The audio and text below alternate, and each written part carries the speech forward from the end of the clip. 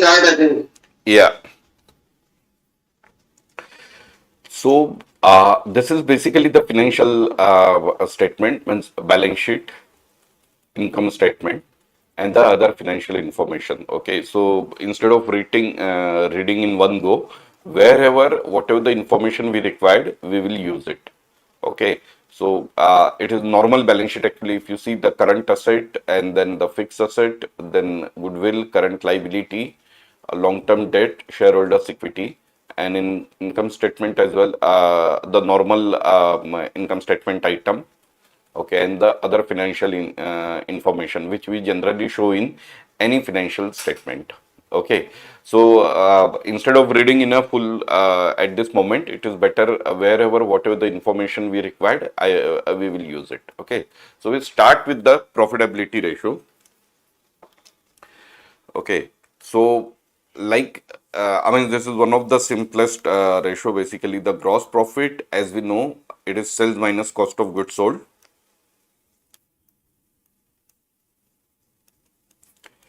So sell minus COGS. Okay. And whenever we calculate the margin ratio, most of the ratios we calculate on the basis of sales, that you need to keep in mind.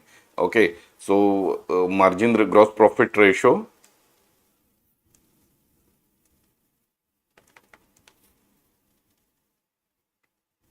or margin is basically the gross profit divided by sales. Okay. Can anyone tell why we need to calculate the ratios actually? Why we use the ratios? Can anyone guess? So for easy analysis. Yeah, right. So it is for easy analysis. Mostly what happens if we try to analyze with the absolute terms, then the comparability is difficult because of the like the turnover or certain financial aspect, maybe like the size of the company, the way they operate. Okay, so mostly we consider the ratios. Okay, so here if you see year two and year one, so it is basically the trend analysis. Yesterday I explained when we are using the numbers for a different year of the same company, that means it is basically the trend analysis. So here, I mean, if you see, so 800,000 and 760 is my gross profit, and when I compare with 1.8 million and 1.7 million, so if I see the ratio, so it is 44.44% and 44.71%. So what it shows, in year two, the gross profit ratio is declining. Okay. So there are, I mean, we can conclude immediately either we are not able to get the proper sell prices or there is a certain issue with the material cost. Okay. So generally what happened when we increase the turnover, it is expected my gross profit margin may go up because my fixed overhead may be stable. Okay, and I may get some volume discount as well. Okay, but this concept may not hold good because sometimes when you like say for if you're doing a business with this set, you may get a good prices. Okay, why? Because this is a class A customer, means the customers who more focus on a quality and ready to pay the premium. But when and if you want to increase your turnover, means from this level to this level, then you need to approach class B as well.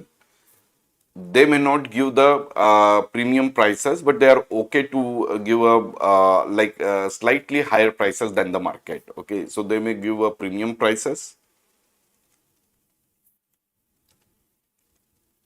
and the class B customer, they are not able to give the premium prices, but they can give slight higher prices than market.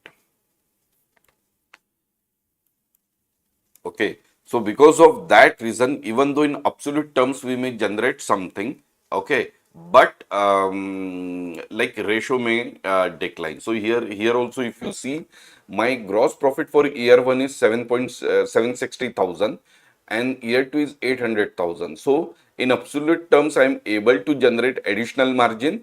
But if I compare the ratio, then it is down shows the downward trend, means 44.71 as compared to 44.71%, we end up with 44.44%. Okay, so these are all business strategies basically, means how we look at it. Okay, so say for I mean, here I am getting an additional profit of 40,000.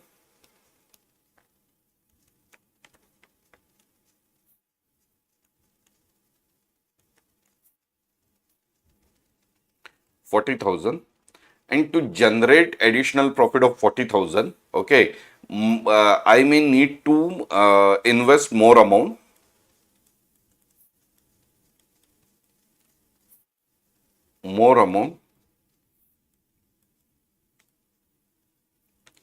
and then took a loan. And for that, I took a loan, okay, and the interest is say for 60,000. Okay, so it is basically the minus 20,000. So does it make sense to get the additional business? Okay, so that we need to evaluate. This impact we can consider in a net income level. So if you see here, net income before taxes. So in year one, 272,730, and year two it is 303,030. So it is basically the higher income. So whatever the growth we achieve, this is sustainable. I mean, it is okay because it contributed to the higher net income, even though the gross profit ratio goes down. Okay, so this we need to consider. The ratio look at profitability at the highest level as the company become more efficient in its operation and reduces the cost relative to the sales. The ratio should improve such that it meets or exceed the industry average. So that we need to see.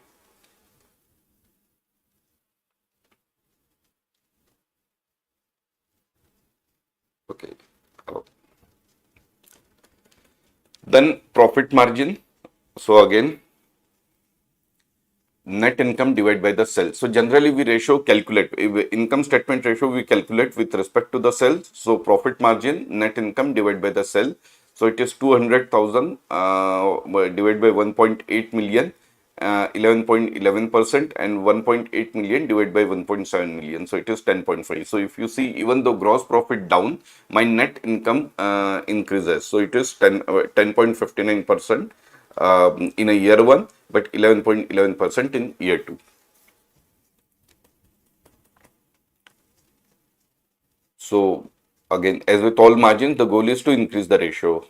So I interpretation, the higher the net profit margin, the better, as it means a company is profitable after taking into account all costs associated with generating sales and operating its business.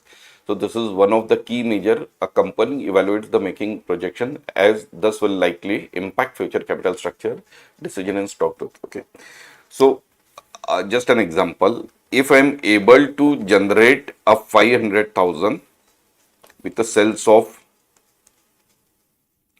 1 million, okay, in year one, and year two, if I am able to generate 750,000, okay, with the sales of 1.2 million. Okay, so what is my profitability ratio? This is net income. Okay, net income ratio.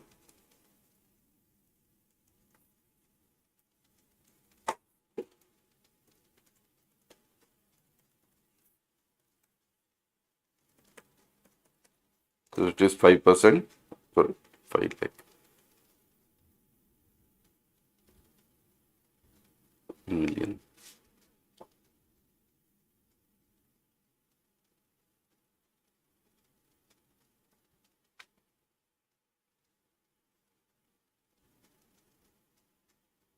Or you can consider the 500,000 1 million. Okay, 50,000 you can consider.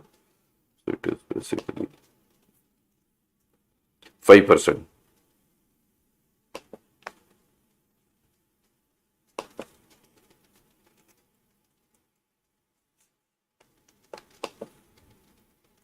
and here it is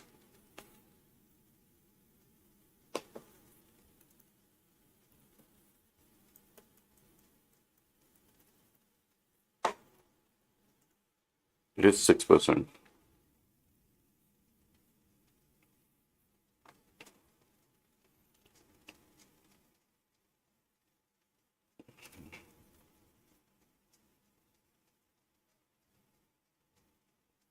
Or sorry, keep it 550. It should be less.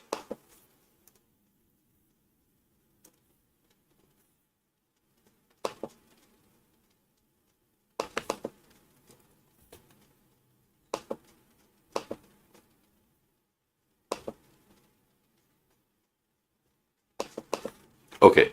So in year one, it is 5% net profit, and year two, it is 4.58. Okay. So do you think like year two profitability is not acceptable, or how we need to further evaluate?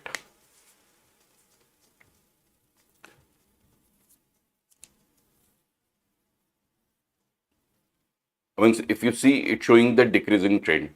Okay. So whether the strategy which we adopted in year two is acceptable, or we need to reject it.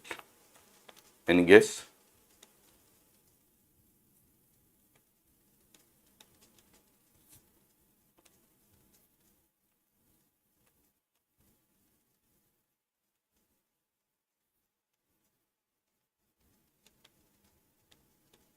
Rejected.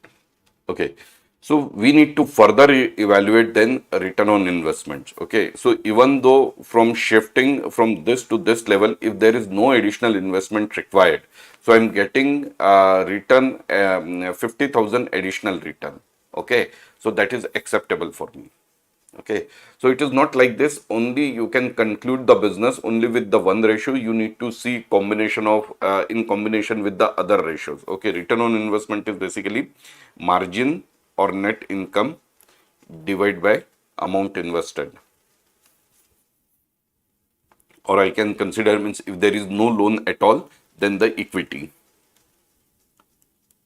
Okay, so like if I consider again the 50,000, and the equity is basically the 1 million. So it gives the 5%, and here 55,000, and equity is 1 million.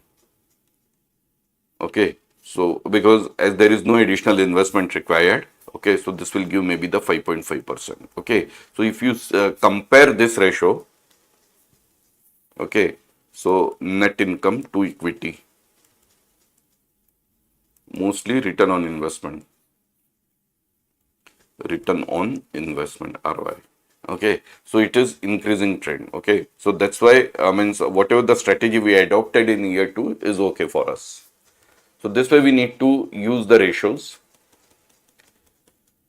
So return on sales. So generally we consider interest, income, expenses, means operating profit. Okay, so operating profit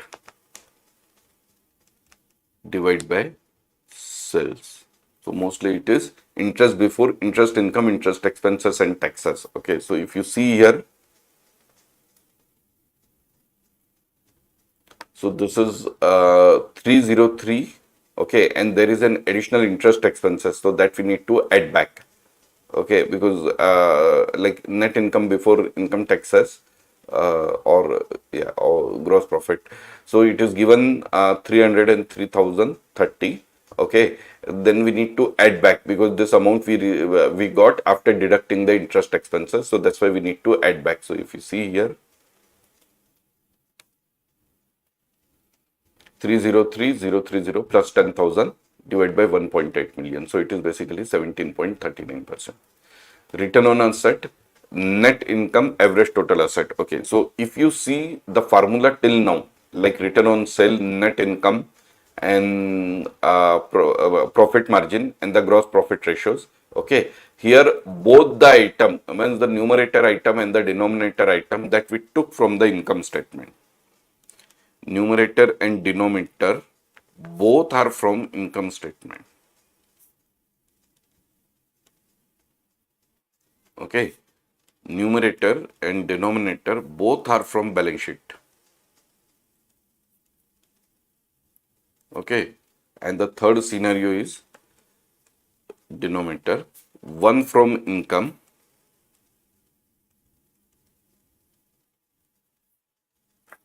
and one from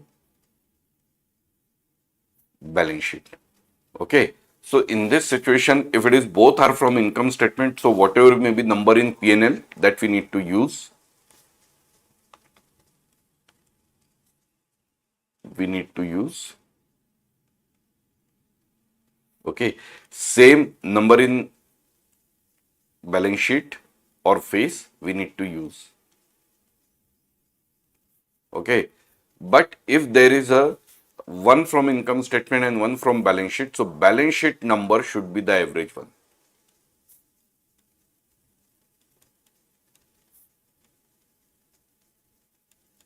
Should be average. Average means opening plus closing divided by 2.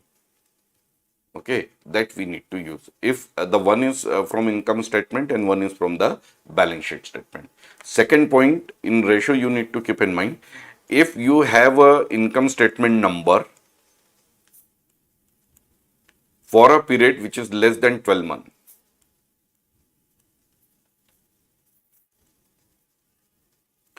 period which is less than 12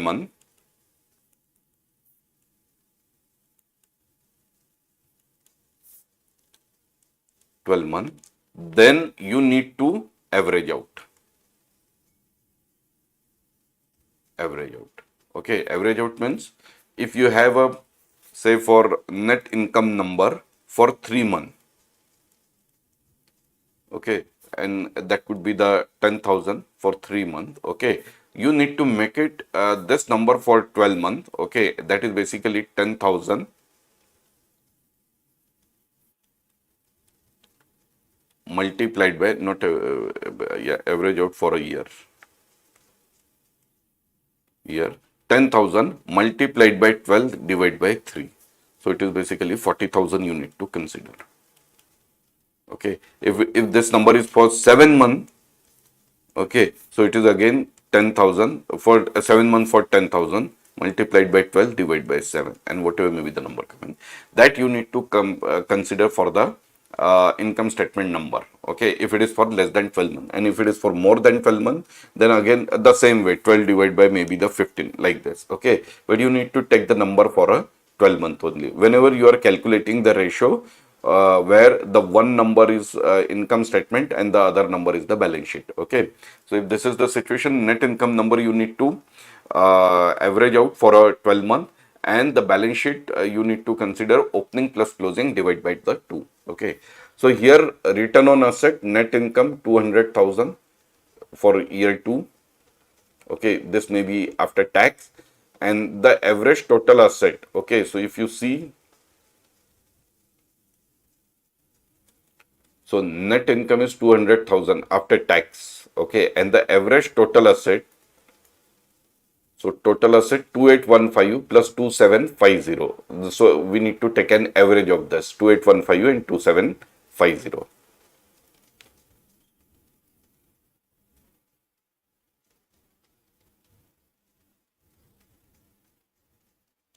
So we need to calculate the average.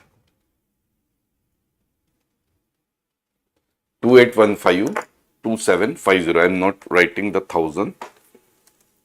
2815 plus 2750. 15 and 2750. I am not writing the 1000. Okay, and then divide by 2. So it is 2782. What is that?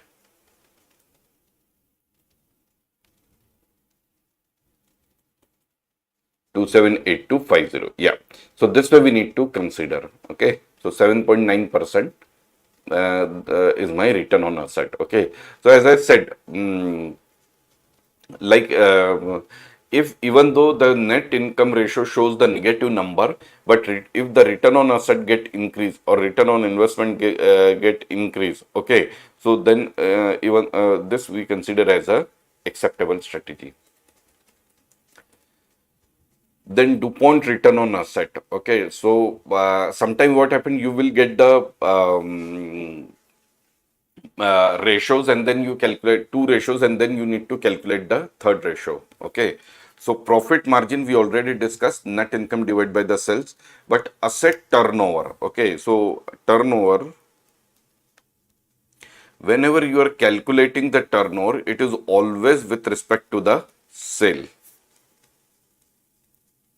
Okay, and the sales we need to consider at numerator position.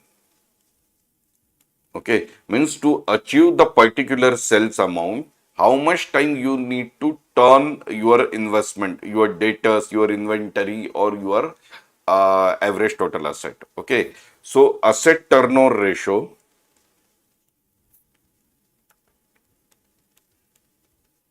is basically, as I said, whenever we calculate the turnover, we need to consider as a sales in a numerator, okay, and then average total asset.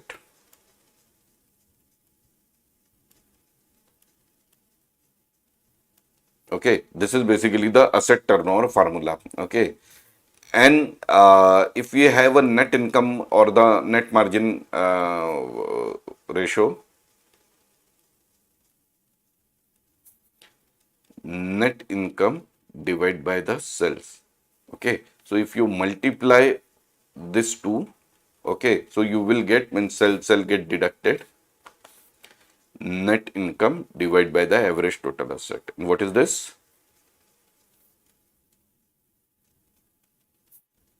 This is basically the asset return on asset.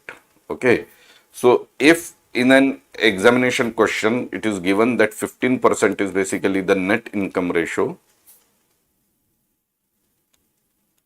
okay, and the 5 time is the asset turnover. I mean, the average asset is 20% of your sales. Okay, so what is your return on asset? Okay, so it is simple, 15% multiplied by 5. Okay, so it is 7.5%.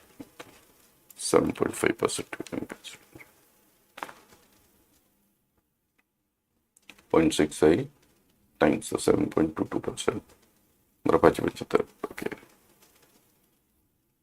75%. Okay, so we can take this example, 15 divided by 100. Okay, so this is 15%, and if my sale is 100, then it is 20. So basically 15 divided by 20, which is 75%, is my return on asset.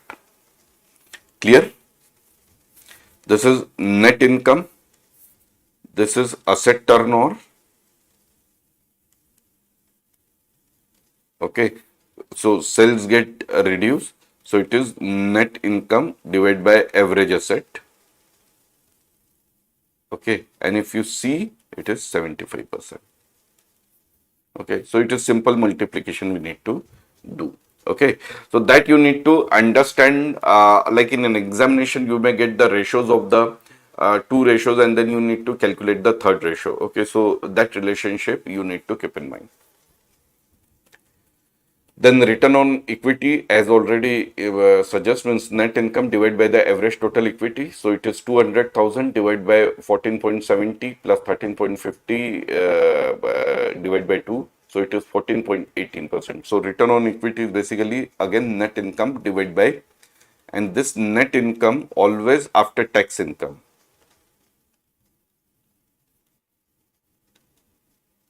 Okay, and divided by the average equity. Average equity includes everything, whatever may be given in the, even the preference equity.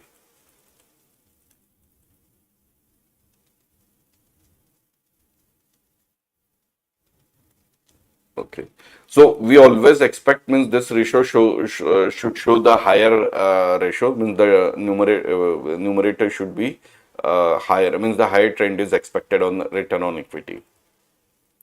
Then operating cash flow ratio. Okay. So these are basically, I mean, whatever we saw, return on asset, return on equity, this is basically the part of solvency ratio.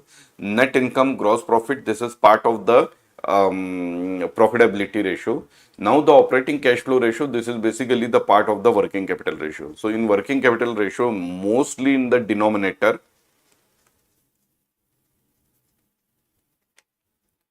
current liability, full current liability.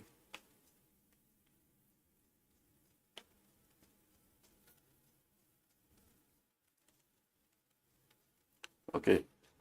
So operating cash flow ratio. So whenever we have a cash flow from operation, okay. So that we need to, I mean, we need to take this amount from the cash flow statement. Okay. So cash flow from operations means whatever may be the net income plus add back non-cash expenses minus non-cash income. Okay. And plus minus changes in working capital. Working capital. Working capital means current asset and current liability. Okay, so that is mostly the cash flow from operation. But you can get this number from the cash flow number, cash flow statement. Can get this number from cash flow statement.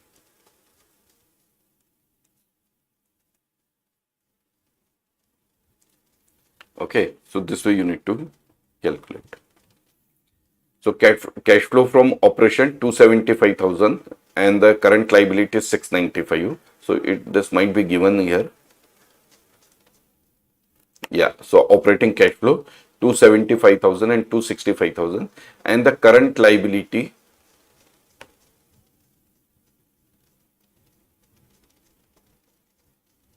total liability, current liability 695 and 700.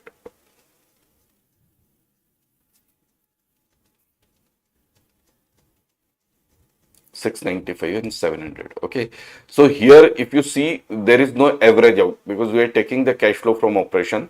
Okay, and this is also for the full year and the current liability is as on date. Okay, so again here the higher ratio is desirable. Then liquidity ratio. So this is basically the current ratio, current asset divided by current liability. As both the element are from balance sheet, so that's why we do not require to take the average out. Okay, so it is simple 715 current asset, 695 is my current liability, and 765 is my current asset, and 700 for my current liability. So if you see here, it is from year one, it is 1.09, and in year two, it is 1.03. So it's showing the decreasing trend or the negative trend, I can say. So interpretation, all else being equal, the higher the current ratio is better because it implies that more current assets are available to pay the short-term liability. If the company expect either decrease in current asset or increase in current liability, this will result in a lower forecasted current ratio, which can have a potential negative effect on the future funding opportunities and the business operation. Okay. So current asset and current liability is the full current asset and the full current liability. Okay, and we expect that it should show the desirable increasing trend, but here if it is showing a decreasing trend, okay, that means there may be a certain impact on profitability. Okay, quick ratio, or I start with first current ratio. Okay, it is full current asset divided by current liability. Okay, now the quick ratio. Okay, so current liability as it is, but the current asset minus inventory and minus prepaid expenses.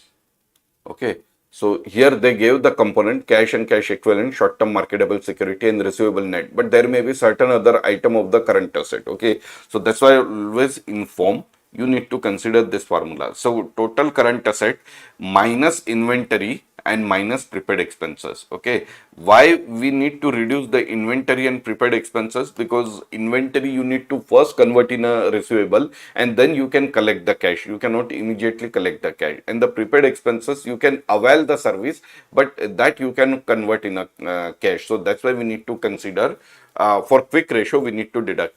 Otherwise, all this element, cash and cash equivalent, it is we have a ready cash. Short-term marketable security, we just need to sell and collect the cash. Receivable, we just need to collect the cash. It is like this. Okay, so that you need to keep in mind. Mostly, inventory and the prepaid expenses we need to deduct. Okay, so here this number we took from the balance sheet and accordingly we calculate. Okay, so in this case also from 0.7 to 0.61 means these are also showing the negative trend. And the industry average is 80. So we are again, as compared to industry benchmark also, we are in negative trend. So industry average of 80 is higher than the GI's ratio, which indicate GI may have a trouble meeting the short-term needs. Okay, and like the current ratio, higher the quick ratio is better because it implies that more current liquid asset are available to pay the short-term liability. So projected shift in dollar from the liquid current asset to more liquid asset or increase the current liability will result in lower forecasted ratio. Okay, so see, I'll give some example. Inventory plus AR and plus other current asset. Okay, divide by current liability. I'll take some numbers. Inventory may be the 50, AR is 30, and the other is 20, and the current liability is say for 50. So it is altogether 100 divided by 50. That means it is 2. Okay. Now, in this inventory, there is a stuck up inventory which is basically the say for the 40, and you have the 10 only which you can rotate. Okay, so in this situation, even though the current ratio is high, okay, that is not desirable. You need to further evaluate why the current ratio is high, because the 40 you are not able to turn over. Okay, that is stuck as it is. You are not able to convert in a debtors and collect the cash. Okay, so usable inventory is only 10. Okay, so always you need to evaluate the ratios with respect to what is your actual current activity, means which you can move. Okay, so it is not necessary that just because we have a higher current ratio that means it is good. Okay, we need to evaluate why the current ratio is high. Okay, if it is because of the stuck up debtors or it is because of the stuck up inventory, then you need to remove the effect of the stuck up, and then we need to evaluate how we can do it. So if I remove the 40, so it is 10 plus 30 plus 20 and divide by 50. So it is almost at this moment it is 60 divided by 50. Still it is current asset is a higher and the current liability is less. Okay, so it is slightly acceptable. But like here the 40 is a stuck up and here also the 20 is the stuck up. Okay, so this ratio will become 10 plus 20 plus 20. Okay, so it is again 50 to 50. So in that situation, the business is like this. If you can collect from the debtors, then and only then you can pay the liability. There is no buffer in your hand. Okay, so that's why you need to investigate further. So are you able to understand? Because it is not like this, just you are going to calculate the ratio. You need to see further. Okay. Okay, so turnover ratio generally use the average balances for balance sheet component. However, on some recent CPA exam questions, calculation have been instructed to use 1 year balances instead. Okay, so this is as per the, I mean, you need to read the question carefully and accordingly you need to do. If anything is not given in the question, whether you need to use the closing balances, okay, then you need to, by default, you need to consider the average.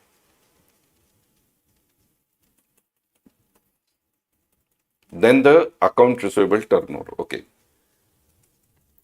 So these are basically the three: account receivable, inventory,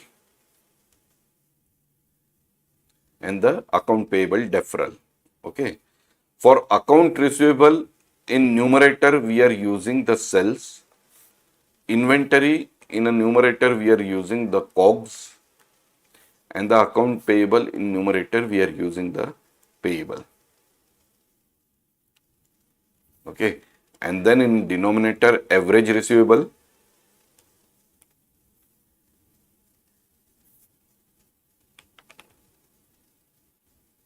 okay, average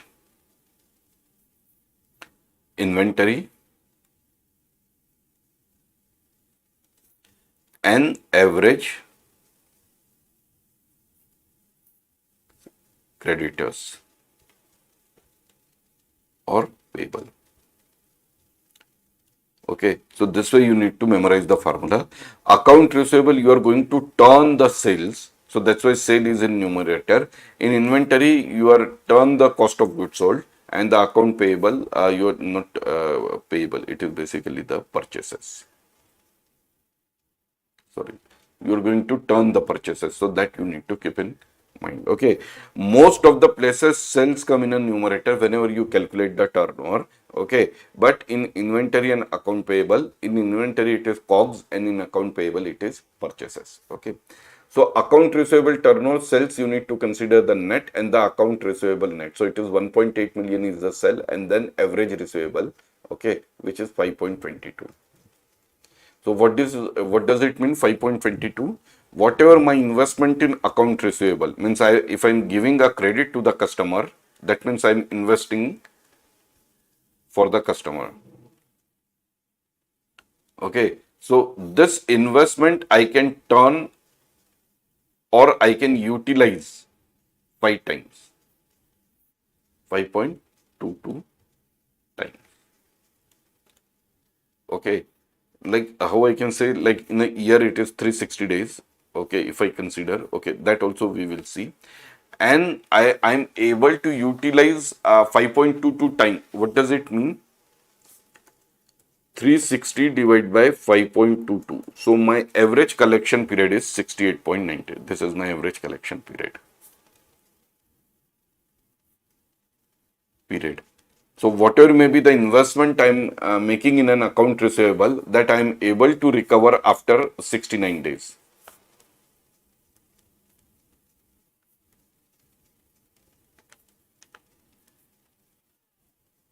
After 69 days, okay, that you need to consider. Days sales in account receivable. Okay, so this is the same, like 360 divided by, okay, they consider this 365. Okay, so it is, I mean, the same thing, ending account receivable divided by sales divided by 365. Okay, so generally it is 365 divided by AR turnover ratio. Okay, so 365, this as it is, and the AR turnover ratio is sales divided by average receivable. Okay, so if I put it in other way, like average receivable divided by sales, okay, and then multiplied by 365, or yeah, so divide by 365.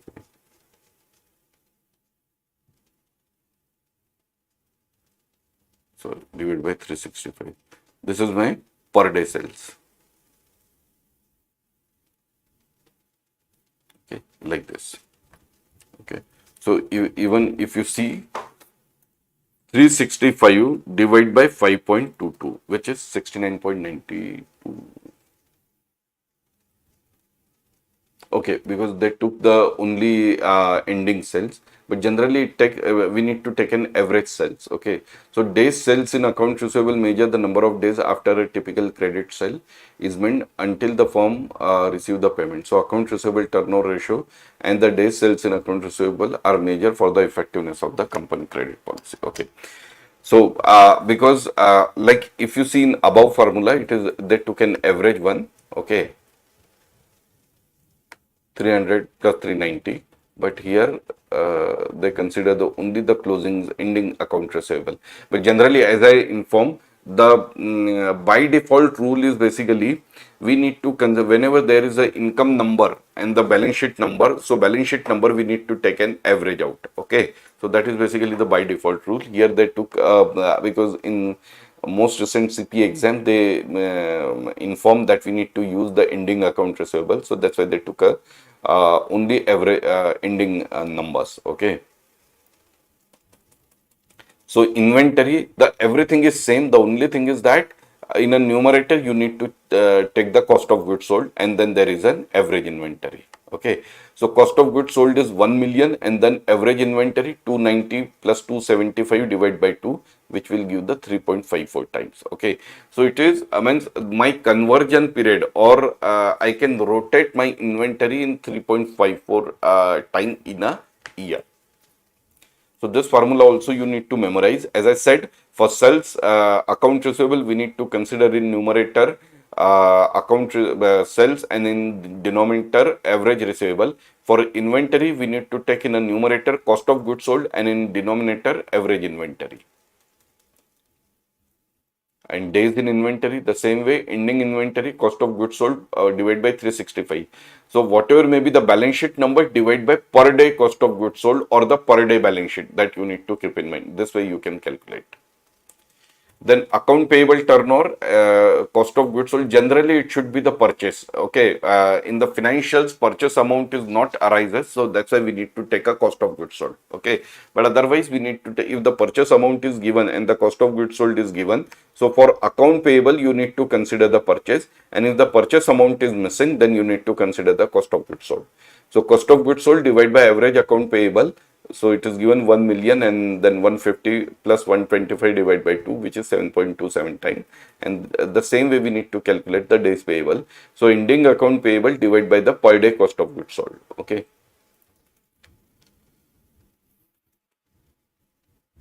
Cash conversion cycle. Okay.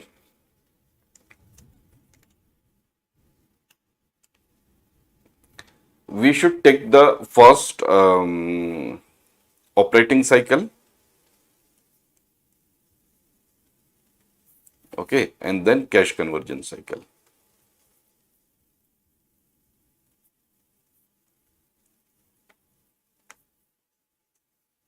Okay, so, and we know like account receivable days,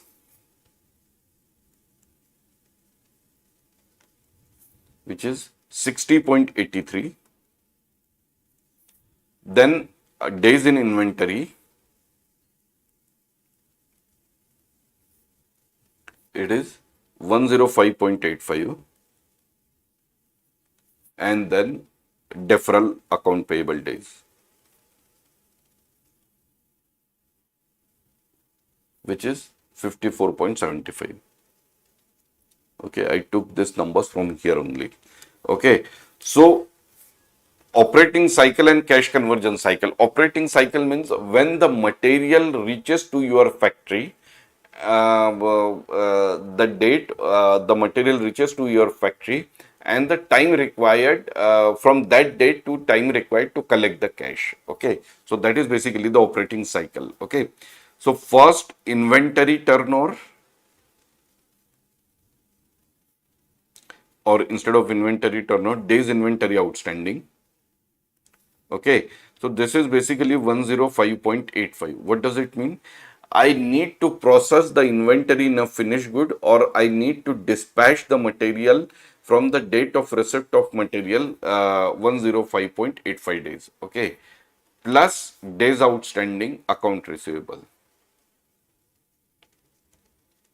Means after 105.85 days, I am dispatched the inventory to the customer, but then further customer is taking a 60.83 days. Okay, if I add together, then it is 8, 16, 7, 16. Okay, 167.68 days. That is my operating cycle. Okay, so the day inventory is arrived, and the day on which I collect the cash from the customer for that inventory, I require 167.68 days. Okay, so that is my operating cycle. Okay, in a cash conversion cycle, I know my operating cycle minus deferral, account payable days. Okay, what happened? This is my operating cycle, but on the date when I get the inventory, I'm not paying to my supplier. Okay, I'm getting some credit period from supplier. So my investment is not started from the date when I get the material. My investment is started when I pay to the supplier. Okay, so 167 days is my operating cycle. Okay, but I'm deferring some payment for some days, which is 54.75. So my cash conversion cycle is 111.93. Okay, so this way we are calculating. Okay, so first asset turnover ratio, receivable turnover ratio, inventory turnover ratio, and account payable turnover ratio. Then we need to convert in a number of days outstanding, which is basically the 365 or 360, whatever may be, divide by the account receivable turnover ratio, account payable turnover ratio, and the inventory turnover ratio. Once I get the days in inventory plus days sales in account receivable is my operating cycle. Okay, and once I deduct from operating cycle the days of payable outstanding, then I'm getting the cash conversion cycle. Okay, so I mean you need to calculate the effect. Say for you may get the question like this: if my account receivable days increases, okay, by 50, account receivable days increases by 50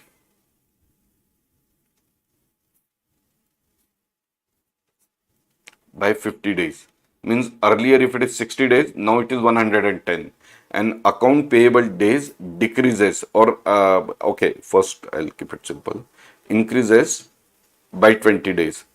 So do I need additional investment in working capital? This question you may get.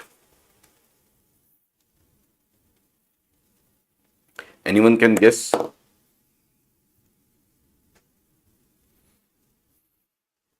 Right now, I need the working capital for 193 days. Okay, because my cash conversion cycle is 111.93. Okay, it is not my operating cycle minus deferral. So I need the investment for 111.93. Okay, then additional information I have because the recession in the market or whatsoever may be situation, account receivable days increases by 50 and the account payable days also increases by 20. What would be the impact? So my whether I need additional investment in working capital.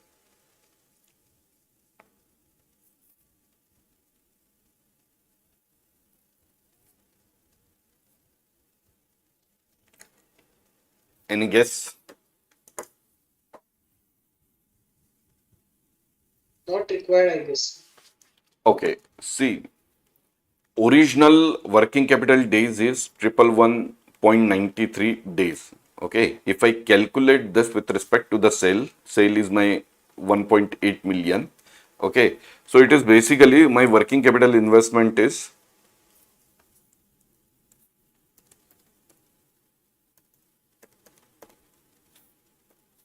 this is my per day multiplied by 111.93 tentative. So this is the investment I required in a working capital.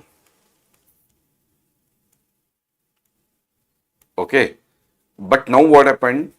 There is an adjustment like 111.93 account receivable days increases. What does it mean?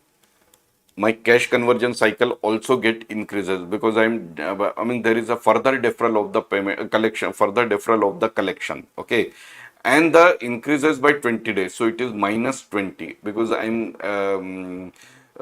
supplier credit period also I'm increasing. Okay, so overall my cash conversion cycle is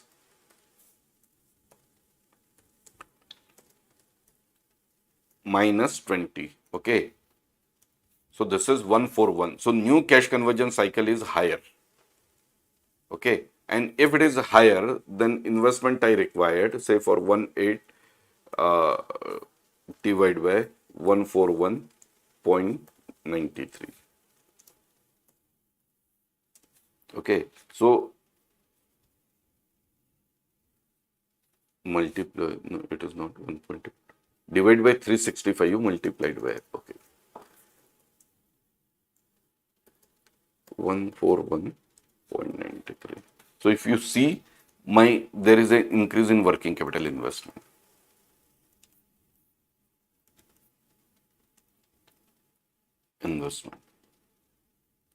Okay, but when the question you may get something like that, like 50 days increase and decrease by 20 days, means supplier demanding a money earlier, but the customer is giving a money later on. Okay, so you need to means you need to consider the proper effect. It is 11.93. Okay, plus 50 and the plus 20. So it is again 181.93 like this. And then the per day sale multiplied by 181.93. This way you need to evaluate what would be the requirement of working capital. And then you can decide whether the additional working capital required or not. Okay. So if the operating cycle increases or cash conversion cycle increases, okay, so that means I need an additional fund. If the cash conversion cycle decreases, okay, or the operating cycle decreases, that means there is a release of working capital. Okay, so that you need to keep in mind.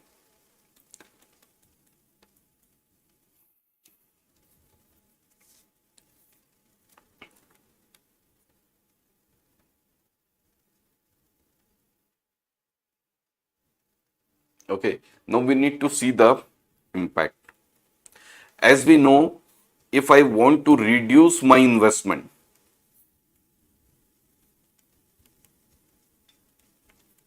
I need to keep minimum working capital cycle. I need operating cash cycle or the cash conversion cycle. Need to keep minimum operating cycle and cash conversion cycle.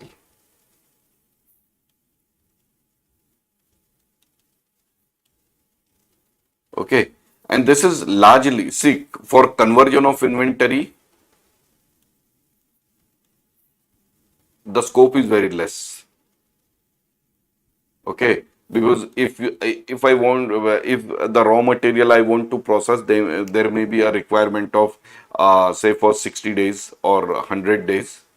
Okay, so that we required only, we cannot reduce it. Okay, the only point of reduction is basically instead of stocking up at our end, what we can plan, we may adopt the just in time purchases. We may instruct to our supplier to stock at their end, and then he need to give it as and when we required. Okay, so that is only way out. Okay, but if I want to reduce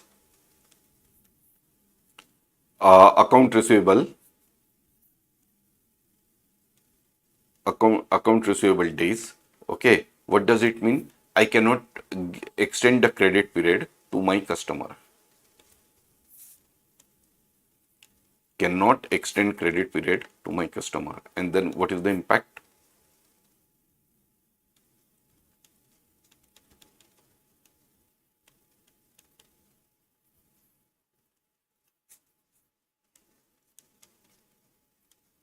Customer. Okay, so what is the impact of this? Can anyone guess? It is given here. I mean, so if I keep a collection policy very strict, so what would be the impact?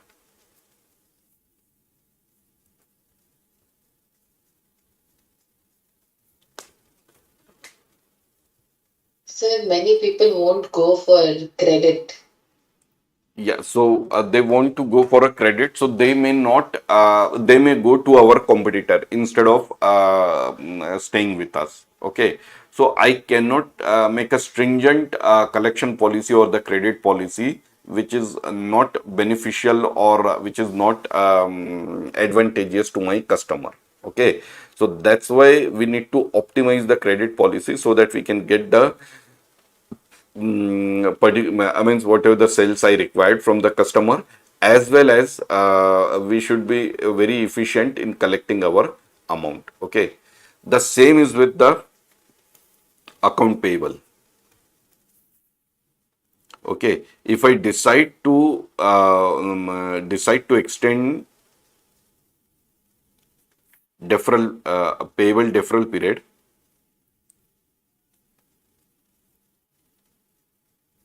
Deferral period. Okay, so what would be the impact? I mean, how the supplier will take this?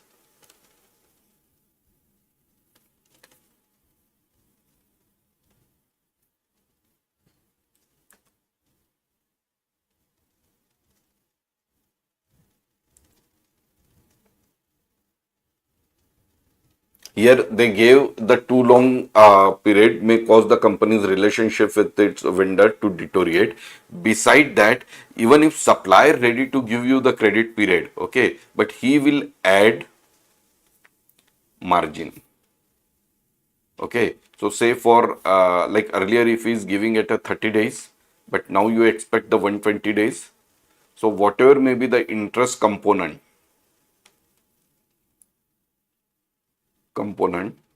okay, he will charge the markup for that. So my price of goods get increase.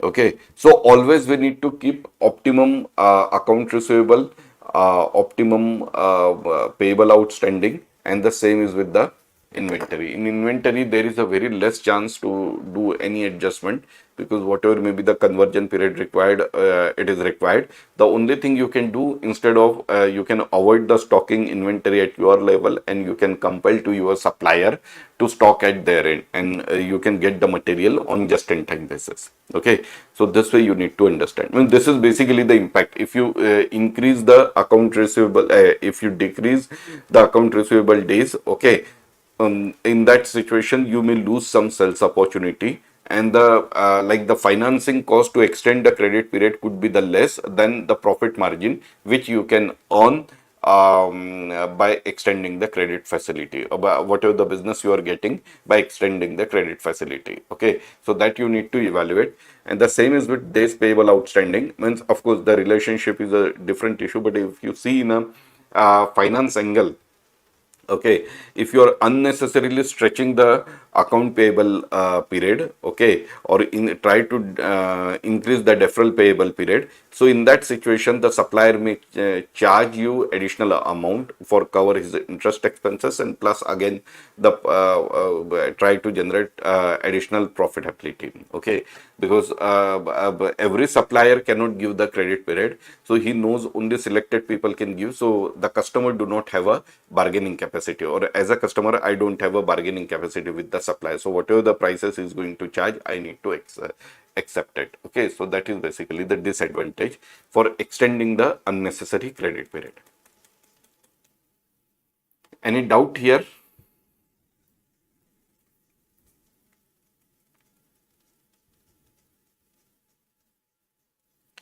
Okay, so now we see the solvency ratios. Solvency ratios generally we need to consider for the long term or the non-current asset and liability. So here it is debt to equity. Debt to equity is basically the total liabilities divided by the total equity. So total liability means long term as well as short term.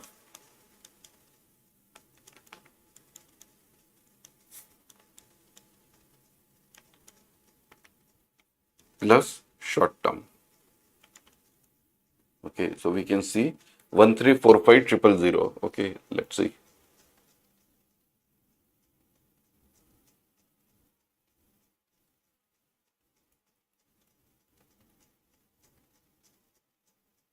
13. It is total, means the short term as well as the long term. Okay, so total current liability 695 and 650. Okay, so that you need to keep in mind. For debt equity ratio, you need to consider all the liabilities against the equity.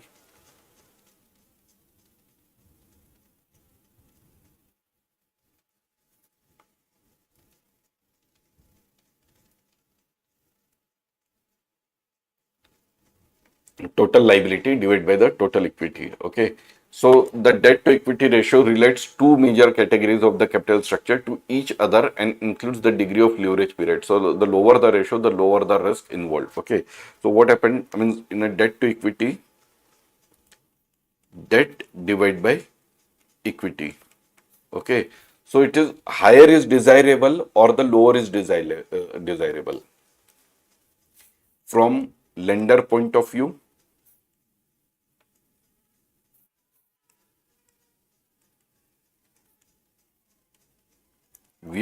and from borrower point of view.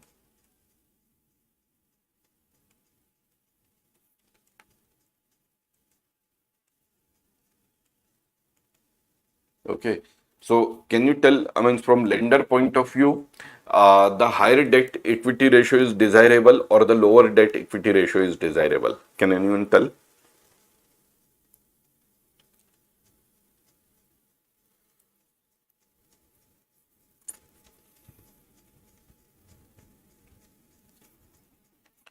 Like 200 debt and the 100 equity, or 150 debt or 100 equity?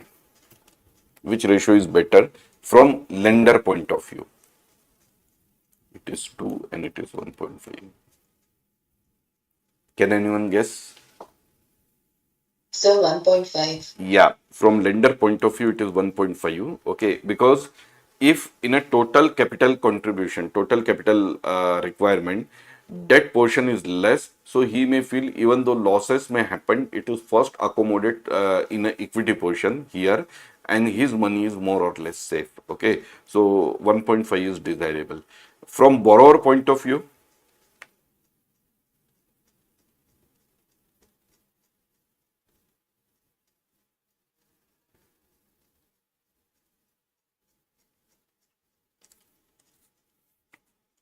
so from lender point of view, lower the ratio, lower risk involved.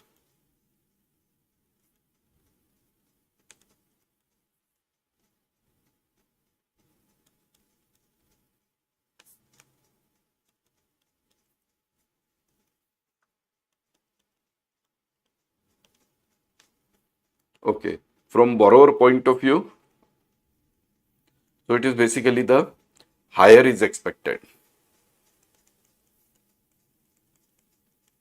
Okay, because the interest cost or the interest expectation is always lower,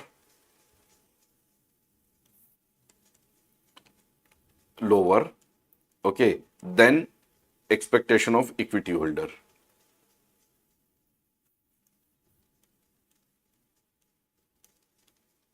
Equity holder. Okay. Then expectation of the equity holder. So that's why it is always expected, higher the ratio is desirable from borrower point of view. Second issue, the interest expenses is tax deductible.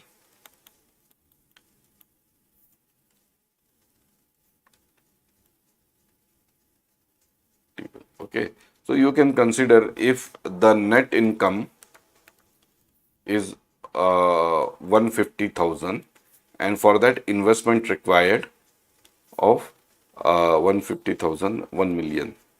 So it is 1,000 you can consider. Okay, so if entire investment I do with the equity, okay, so return on investment is basically 150, okay, divided by 1,000. So it is roughly around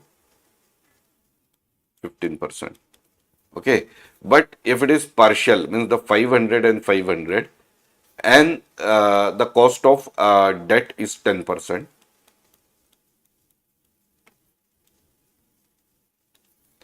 10%. Okay, so in that situation, my net income is 150. This is, I consider, the post tax. Okay, so pre-tax, post-tax also you need to keep in mind. Generally, we need to, while calculating the return on income, we need to deduct the post-tax interest. Okay, so minus 10% means 50. So it is now 100. Okay, but the investment is 500.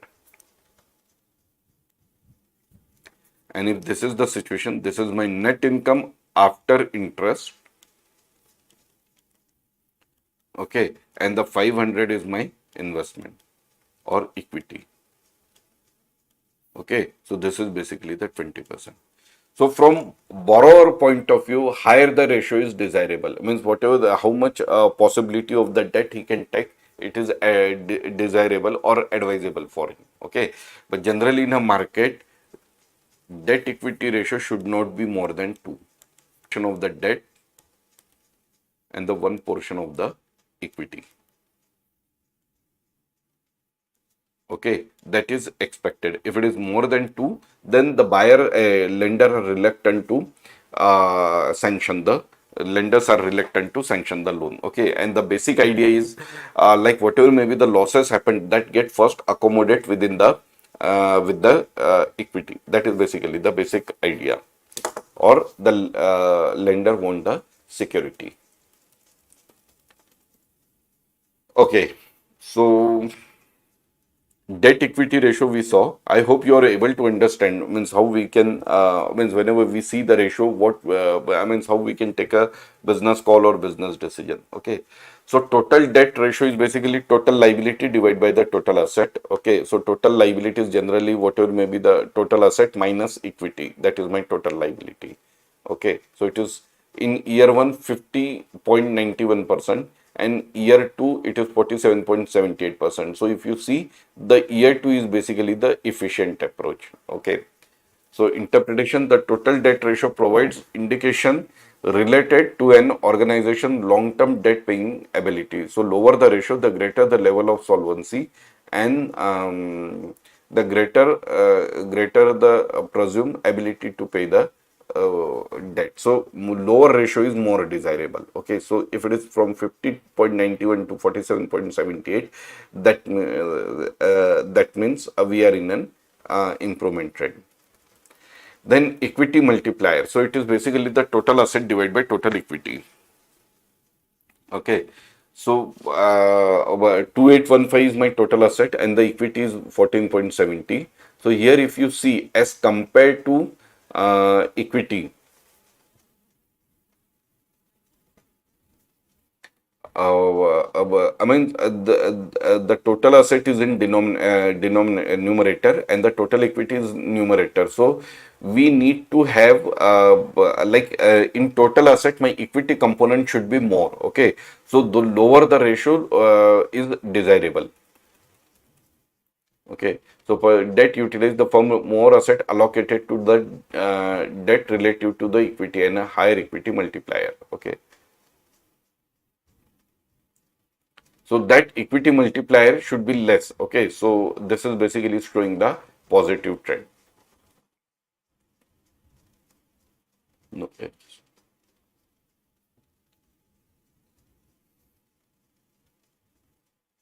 Yeah, this is showing the positive trend. Then time interest on equity multiplier. That formula you need to memorize actually, total asset divided by the total equity. So time interest earned. Okay, so it is basically EBIT, means whatever my interest obligation, how much time my profitability or EBIT covered my interest expense, interest liability, interest expenses. Okay, so it is given. So 3 lakh the EBIT, so 303,030 plus 10,000. 10,000 is interest expenses that you need to add back, divide by the 10,000. So 31.30 times I can absorb the interest. So it is basically good for the lender. So the ratio reflects the ability of the company to cover the interest charges. It uses income before interest and taxes to reflect the amount of income available for the interest expenses. So that is basically the time interest earned. Okay, so this formulas you need to memorize actually. Okay, and accordingly in examination they may give the certain numbers. Okay, and you need to calculate like the ratio. So time interest earned, again EBIT divided by the interest expenses. Okay, then performance metrics. Okay, any doubt in an ratio analysis?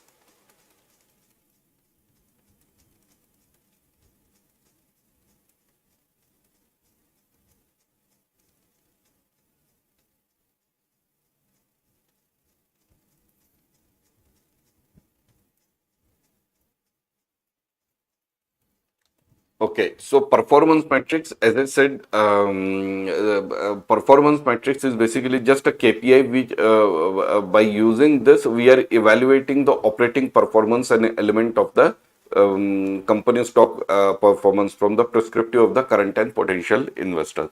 So generally, we utilize only those factors which we can control. Okay, so EBITDA is basically the EBIT plus depreciation, or net income plus interest plus taxes.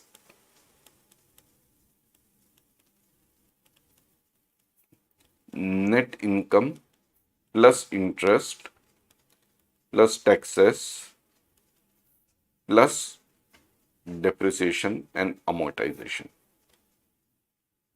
Okay. Why we are evaluating the EBITDA? Can anyone guess?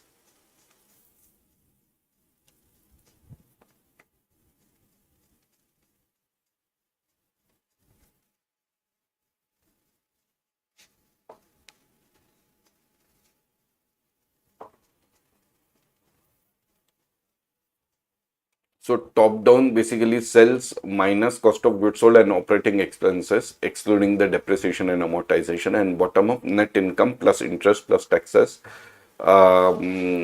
tax expenses plus depreciation and amortization. Okay. So I mean, what we are excluding the interest, taxes, and depreciation. Okay. And all these three factors we cannot control. Okay. Cannot control. Okay, interest is basically the outcome of the loan taken in a past or current period. Okay, which we cannot control.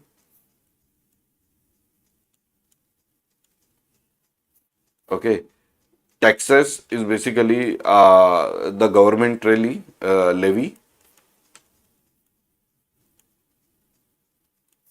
So that also we cannot control. And the depreciation and amortization, that also the asset already purchased. Okay, asset already purchased. So in current period, we cannot control. And plus no impact on a cash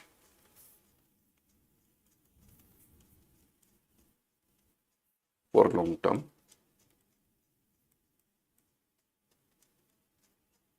Hence cannot control. Hence cannot control. Okay, so we focus only on those aspects which we can control in a short period. Okay, so that is basically the EBITDA. So interest we cannot control in a short period, depreciation amortization we cannot control on a short period, taxes is a government levy which is compulsory, so we cannot control. Okay, so that's why we just need to, means whenever we took a business decision, we need to take a decision on the basis of EBITDA. Then earning per share. So this is basically, generally this ratios affect the market valuation of the equity. Okay. So earning per share, income available to common shareholders divided by the weighted average common share outstanding. Okay. So that is my earning per share. Okay. I'll just give an example.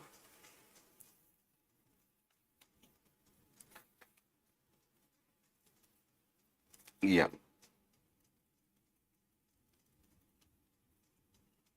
Okay. Or market price it is given. No. Okay.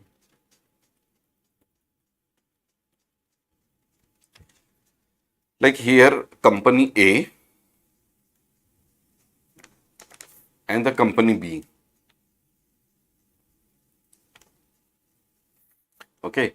Company B EPS is 2 per share and the company B EPS is 1.5. Okay.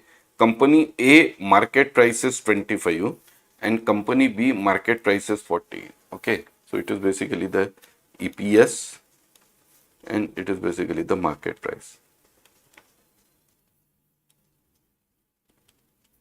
Okay, what you see means if that EPS is 2, earning per share is 2, still the market price is 25, and in a situation where earning per share is less than the peer company, but the market price is very high. Why this kind of situation arises?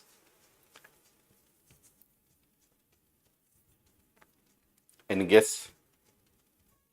Because if your earning is less, okay, so then market price should be less. I mean, if I'm expecting a 10% return, or not 10%, yeah, 10% return. So it is 2 divided by 25. Okay, it is 8%, and it is 1.5 divided by 40. So it is 0.35. So instead of 10%, just assume if I'm expecting the 8% return. So for the company which is giving me a 2 dividend, I can pay maximum 25. Okay. Then why I'm going to pay the 40? Or I'm okay to accept lower return in a current period. Any guess?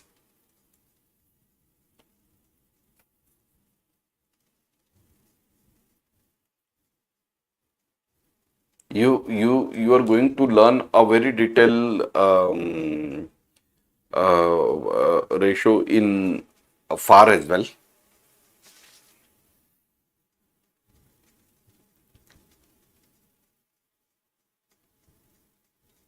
Any guess? This may happen if the investor feel in future we may get the better return. Okay, so then and only then, even though the current period dividend is lower, still the investor is ready to pay the higher prices. Okay, so that means the company B is technologically upgraded and may get the return in a future period, may give the return in a future period. Okay, so this way we need to evaluate the earning per share. It is not like this, the static number. Sometimes we need to see some other additional, I mean, you need to consider any other additional information before investing. Then price to earning ratio, price per share divided by the basic earning per share. So price to earning ratio, this is price per share is the market price. Okay, there are two prices, market price and the book price. But whenever we calculate the price or price to earning ratio,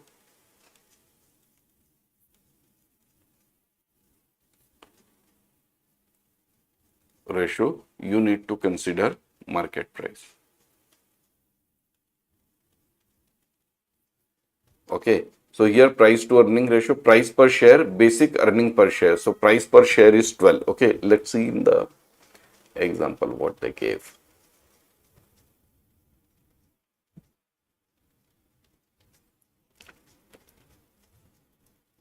Yeah, see, market price per share, it is given 12. It is market price, not book price. How we calculate the book price actually? See, if you see net income 200 and the earning per share is 2. So, is there they gave 100,000 shares given. Okay. Total equity is basically 1470,000. So 1470 divided by the 100. So it is 14.70 is my book value. But the market price is 12. So we need to consider this for price earning ratio, market price.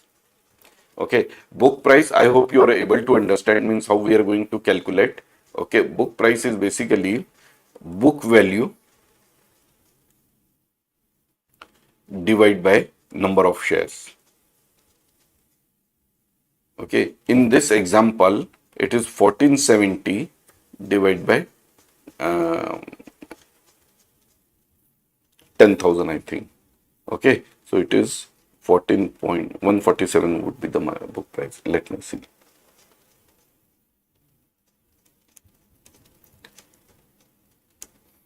The total equity is 1470,000. Okay, so book value divided by number of shares. So number of shares is 100,000. So it is not 10, it is 100.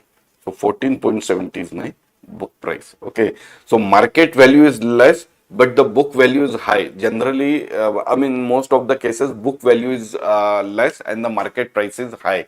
Why book value is less? There are so many factors. Like asset we record at a historical cost. Okay, but as like the market price of the asset is very high, which reflected in a market prices. Plus, as I already discussed, there may be a potential earning in a future. So here, even though the market book price is high and the market price is less, that means the day by day earning may go down. That inference you can take it.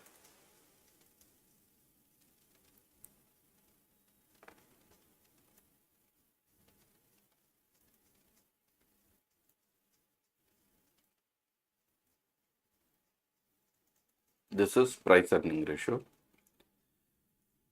Okay.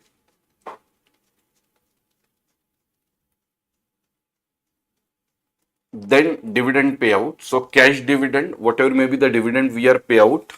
Okay. So there are dividend payout and the retention ratio. Okay.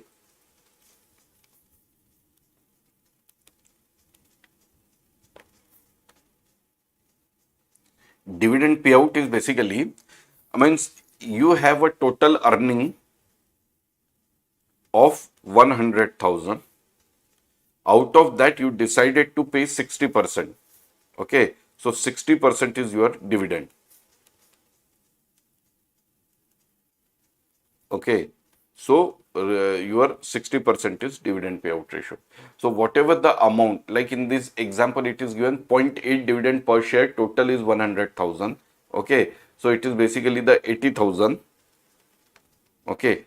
This is dividend amount. Divide by 200,000 is my total net income. This is net income after tax. Means tax income after tax. After tax. So it is basically 200,000. So it is basically the 40% is my dividend payout ratio. And retention ratio is 1 minus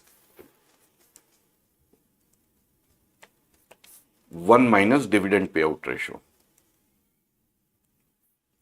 So because you pay the 40%, okay, amount to the investors from your total income, net income, then 60% you are reinvested. So it is basically the retention. Okay, so that you need to consider. Then asset turnover, again, sales divided by average total asset that we already discussed. Okay, so whenever the equity turnover or the asset turnover, you need to consider sales in a numerator, and in denominator you need to consider the average of the balance sheet item.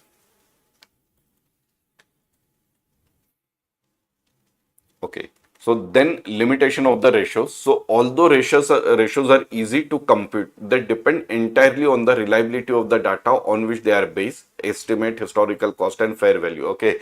So mostly we calculate the ratio on the basis of book value. Okay. In very few cases we consider the market value like market price. Okay. So the ratio we cannot utilize on a standalone basis. That could be the guidance. Okay. But that cannot be the I mean, I can say, I mean that cannot be the conclusive factor. Okay, additional information is also valuable when analyzing the company. Means, as I said, you cannot conclude any decision on the basis of ratios. You need to evaluate with some additional information as well. So, horizontal analysis measure the dollar and percentage change over a period of time, which is useful in evaluating the trend, and nothing material changes from period to period. Vertical analysis is helpful in reducing the statement items to a common size. All the elements are expressed as a percentage of the common number. Okay, so vertical analysis assists in a period to period comparison, but also allows a comparability among the other entities as the statement in combinations size format. Okay, so that I'll explain.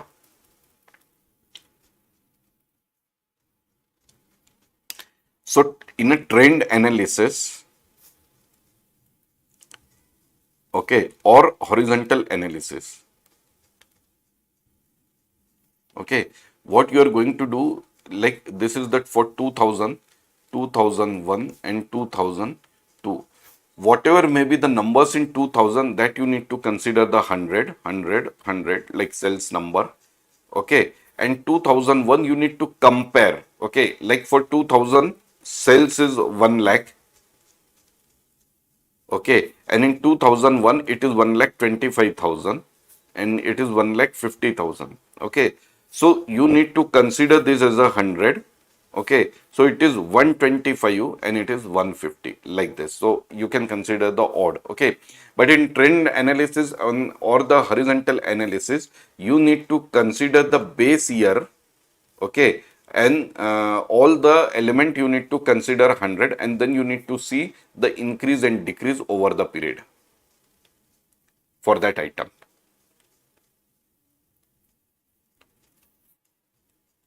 Over the period. Okay, this happened in case of the horizontal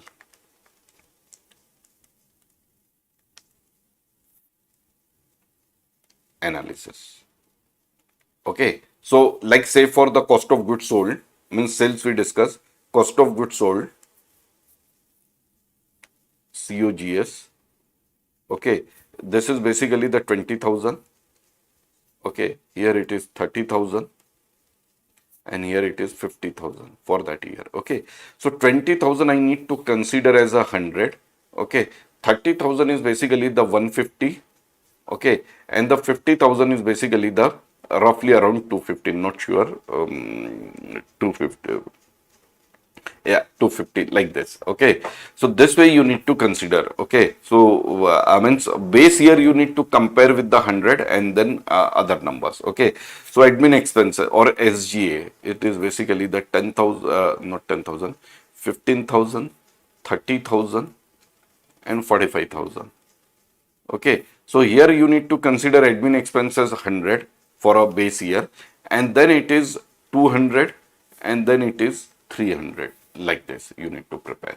That we are doing in a trend analysis or the horizontal analysis. Okay, and in the vertical analysis, means we generally compare with the other companies. Okay, here what we do, all the numbers of the P&L we calculate on the basis of sales, and all the numbers of the balance sheet we calculate on the basis of total asset or total liability. Okay, so P&L sales is basically, say for this is my sales. Okay, 1500, COGS, okay, 1200. Okay, then SGA we need to consider 300. Okay, so 1500 I consider as 100, then it is almost 80%, means 80. Okay, this is 30%. 300 is basically the 20%, like this. Okay, and then there is a no income. Okay, like this. Okay, so all the numbers we compare with the cells. Okay, and the like COGS and everything. The other entity, they have the this number, say for 5,000. Okay, it is 3,000 cost of goods sold, and it is 1,000. Okay, so roughly I consider the sale as a 100. It is 60%, and this is 20%. So here the profit is 20. Okay, and then I compare. So 100 to 100. Okay, 80 to 60. That means my cost of goods sold is high when I compare with the other company. The SGA is 20 is to 20, so no action required. So why I mean the my peer company is earning a 20 profit and I am zero. Okay, because my cost of goods sold is high. So whenever different size of the company, we bring it to the same level. Okay, and then we do the analysis. In a trend analysis, with respect to the base year, we are considering what is my increase. Okay, and in the balance sheet, we consider the total asset, like non-current asset, current asset. Okay, and if it is basically the 1,000. Okay, non-current asset is 800 and it is 200. So it is, we consider the this as 100. It is 80 and this is 20, like this. So as compared to the total asset and the balance sheet, and this item like non-current liability, current liability and equity.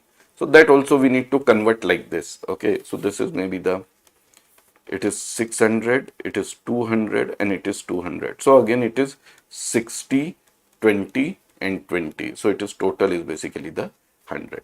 Like this we bring it to the same form. Okay, so that we are doing in the vertical analysis, we are doing for the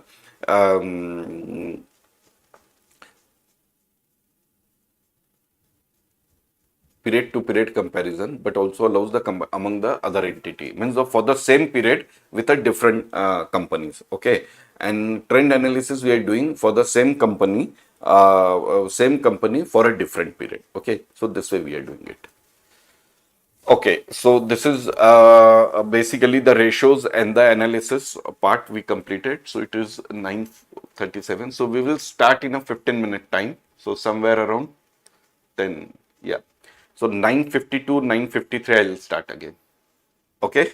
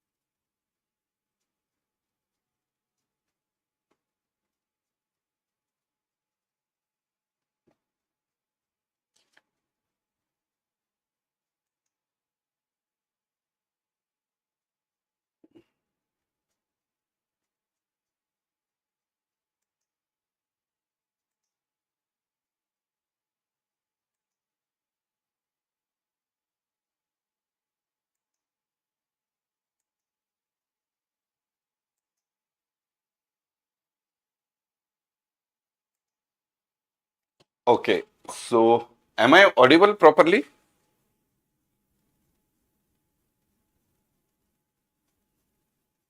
Hello? Yes, sir. Yeah, yeah. Okay, okay.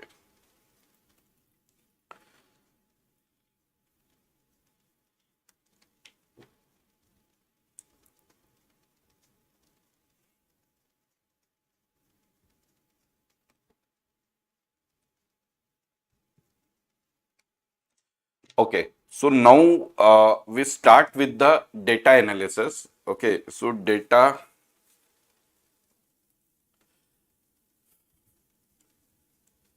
Okay, so data, sometime you may have a structured data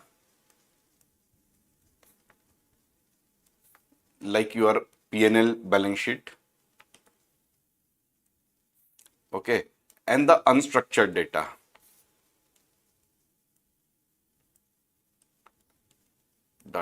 like any report, how I can say, um, like daily work hour report,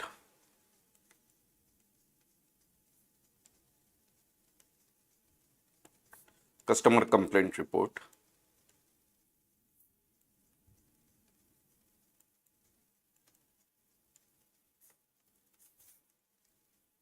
Okay, so this report having an information, okay, in a statement form or like daily work hour report. Okay, you can get basically how much hour a particular employee work or how much hour we spend on a particular project. Okay, but this cannot be the conclusive. Okay, so because you need to apply the overhead rate, then you can calculate what would be my um, overhead cost for a particular product. Okay, so that's why we consider this as a unstructured data. We have a data, but then we need to do some further activity, okay, so that we can use it for a decision making purpose. Okay, so that is basically you need to understand.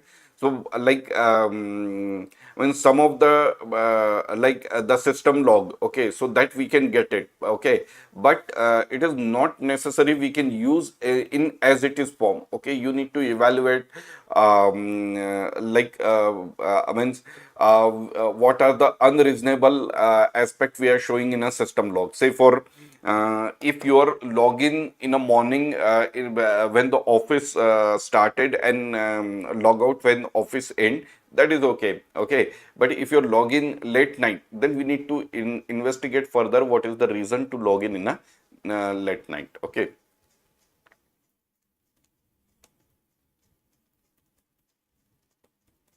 okay. Okay, so these are basically I mean, the unstructured data as we already discussed.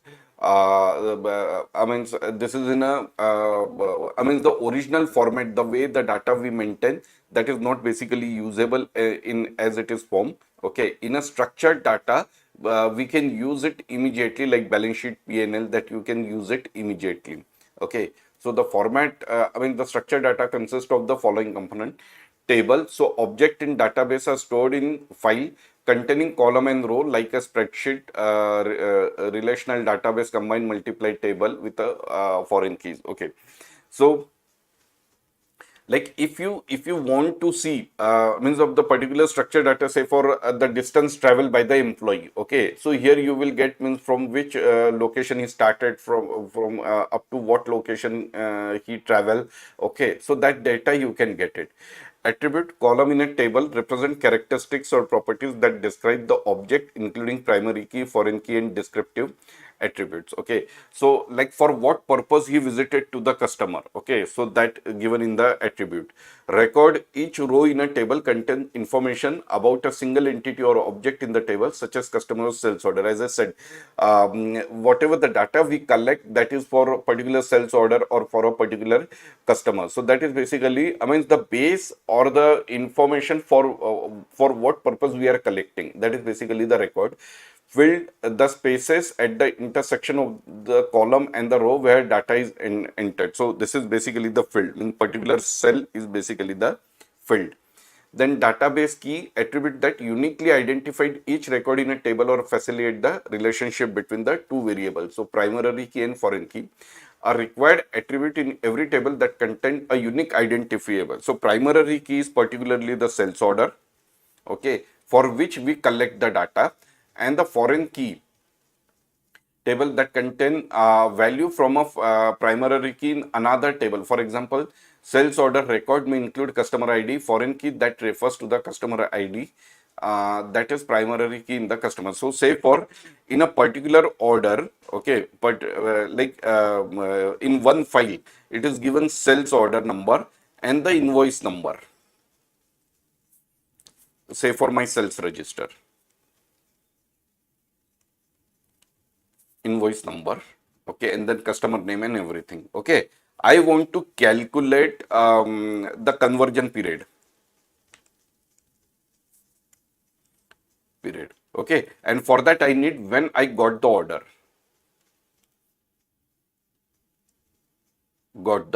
order, okay. So in a cell register I will get the invoice number, and then there is a sales order number for a particular order, okay. And in a order register or the sales order register, I may have an information, particular SO number and the SO receipt date. Receipt date. Okay. So this SO receipt date is basically I can pull it with reference to this sales number. So sales number is my primary key,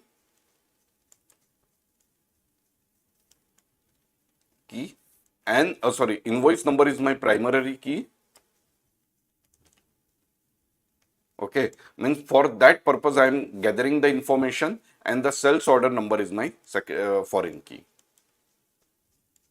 Okay, this is the common element in a both the register. Okay, foreign key that refers to a customer ID, that is primary key in a customer record to indicate that order involves a specific customer. So that's why we need to do. Okay. Then composite key, in some cases where a single attribute cannot uniquely identify a record, it may be combined with more than one attribute to create. So for example, if we do any reconciliation or something like that, okay, so particular say for invoice number and date, okay, and you want to know the combination of these two, okay. So what we do in an Excel, what we do means this field plus this field, so you are generating a separate foreign key number. It is like this, means for example you want to sales order wise,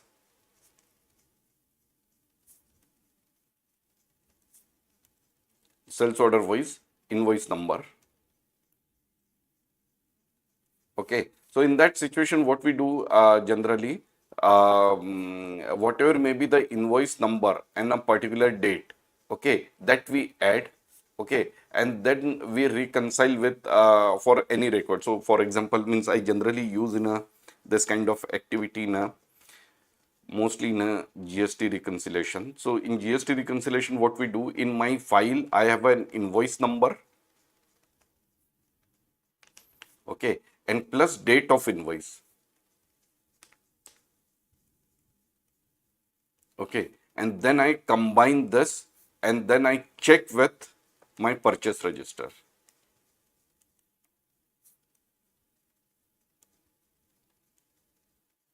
Purchase register, okay, and if it get matches, that means it is reconciled. If it is not match, then it is unreconciled item, okay. So sometime what happened, date of invoice is same, so I cannot consider this as a individually, and the invoice number I mean if it is an item wise, so invoice number is also the same, so that also I cannot consider in one way. So I need to use the combination of both. So that is basically the composite key, and that we can easily do. Means like if you see, like this is my invoice number 2356, and this is my date, okay, and if I do this and this, so I'll get the one unique number. So that is basically the composite key.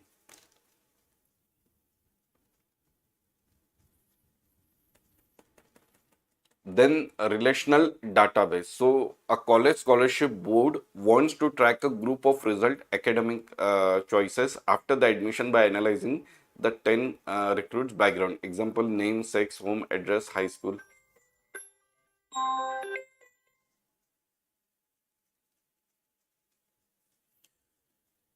High school and the courses they have signed up for this semester, course number and the professor. So in each recruit sign up for 3 courses, the board will find 30 records of data in a spreadsheet. Of the 30 record, the board will find that recruit who sign up for 3 courses would have 3 courses enrollment record with the same name, sex, home address and the high school attribute with a different course number. So to address duplicity, a relational database restructured the data into 3 tables. So a recruit roster table will be created containing 10 recruit records with their name, sex, home address with a high school attribute. Each record will contain a unique identifiable such as ID. The student ID will act as the primary key of the student roster. So means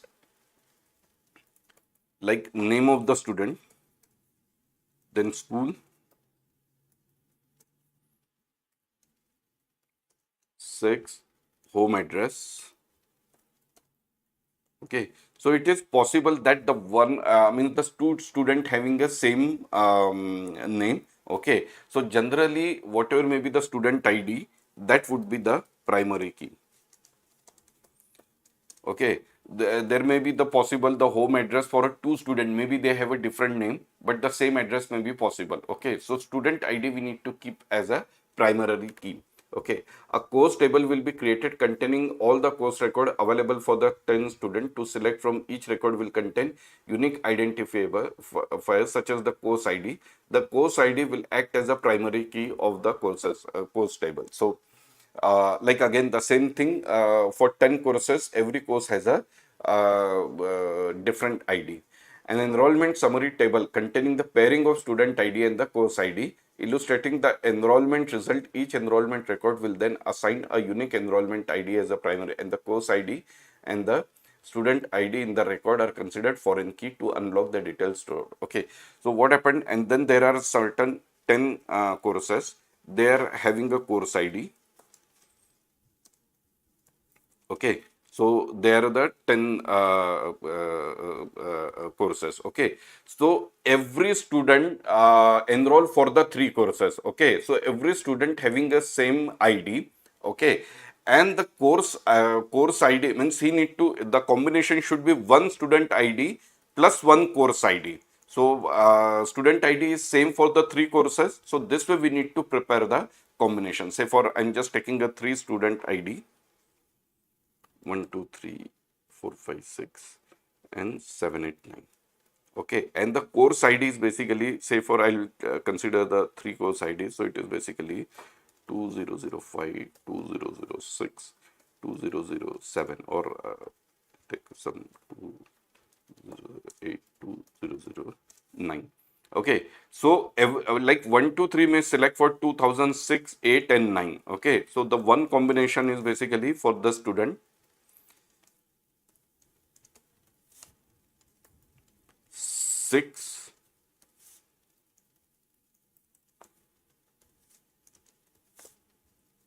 8, and 9.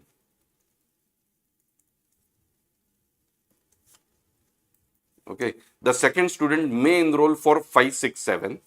So it is course number 2005, course number 2006, and course number 2007. So this way we are going to create a composite key.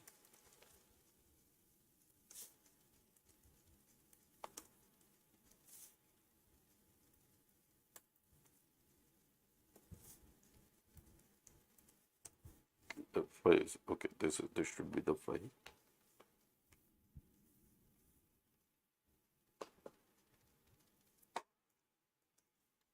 Okay, so this way we are going to create the composite key.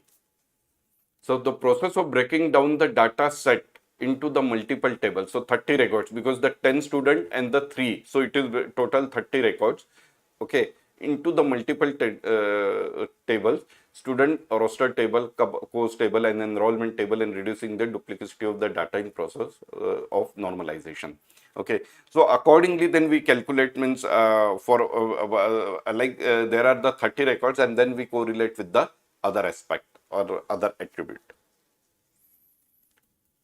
Then data transformation. So once the data has been obtained and before the data is ready for analysis or use, data has to be transferred. The purpose of the transformation is to ensure that the data is complete, clean, corrected, encrypted, and user friendly. Okay. So in cell register, if you see, there are so many data you will find, and some of them you are not going to use it. So what you need to do first, whatever may be the data we have in Excel, whatever may be the unwanted data that you need to remove. Then if there is any missing field, you need to check whether there is any information is required or not. If it is required, then you need to see why it is not entered in a system, and if it is a like genuine mistake, then you need to correct this. Okay, say for every sales register, sales invoice should have an order number, but by mistake we have not maintained the order number, then we need to add it. Okay, the other non-relevant data means sometime we have a data, say for the basic price, GST, total, and we just need to evaluate the total. So basic price column, GST column, that we need to delete it. Okay. So completeness and integrity. So anytime the data set is moved from one location to another, whether from an internal database to internal obtaining external data, it is possible that some of the required data could be lost during the capture process. Okay. So I'll giving one example. Say for you want to prepare the financials. Okay. And you got the details of the ledger balances. Your first job is to check whether the trial balance get tallied or not. Okay. So if it is not tallied, whatever may be the financial statement you are preparing, okay, that will not correctly complete it. So whenever you want to use any data for preparing any report or analysis, first ensure the completeness and the integrity of the data. Okay, integrity means it should not be the case that like whenever you are getting a data, you need to make sure whatever may be the data you are drawing from a particular system, whether it matches with the system or not. On test basis, you need to check it. Okay, sometime what happened, you may get the data from someone and he manipulated in Excel. Okay, so before start the work, you need to check the integrity of the data and the completeness of the data. Data integration. When the data is sourced externally, foreign exchange rate, it is critical to design the data architecture to ensure that the data pipeline is integrated with the target location database and ensure any ongoing update of the external sources are timely and accurately loaded in the target location. See what happened.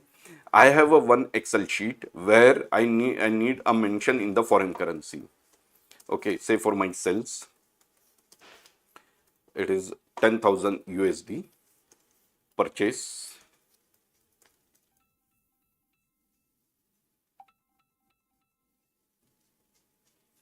purchase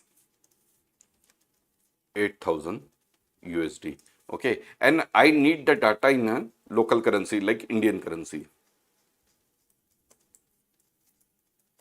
and the exchange rate changes on daily basis. Okay, so I need to, like, we look up and we need to maintain the exchange rate in some file, and that get integrated properly or combine the properly. So always, if today's exchange rate is 85, okay, so conversion is like this. All minus number depict the credit. Okay, and okay, and tomorrow if it is 87, so it is automatically get updated. So we need to put the formula in such a way that it is automatically, means in a one file you mention the Excel sheet exchange rate. Once it is updated, then the other data get automatically updated. Okay, so that is basically the data integration. So whenever you have a different files in different storage location, or you are getting a different sources, so you need to link up in such a way that you will get the proper result. Then cleaning and scrubbing data. So after validation, the completeness and integrity of the captured data, the data need to be assessed for the quality in the preparation of the analysis. Okay, so like there may sometime what happened, there may be, I mean, you started to do the analysis, but there may be a certain anomalies. Okay, so I mean, which is not in line with the current trend or expected trend, so that you need to remove. Okay, so say for every month end AR is basically like 10, 11, 12, then again 12, 11. Okay, these are monthly AR. Say for April, May, June, July, August.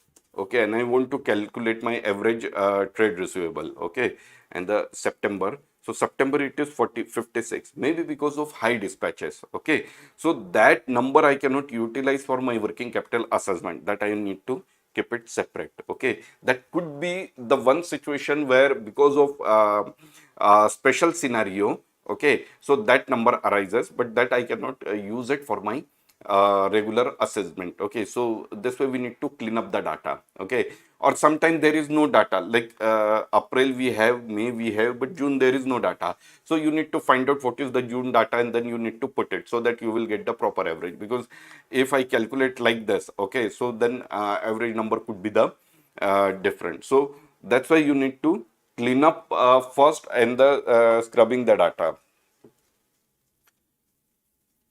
So negative, positive number if the credit means generally in the financials, particularly when you are using an SAP. So credit minus indicate the credit balances, and the plus indicate the debit balances. And then it may be possible the CA, CAL, CA. So sometime when you say for yes, no, you are mentioning. So sometime you write the Y, sometime you write the yes. So you need to format in a same way. Either you need to mention only Y everywhere, or you need to mention the yes. So this kind of cleaning up activity you need to do.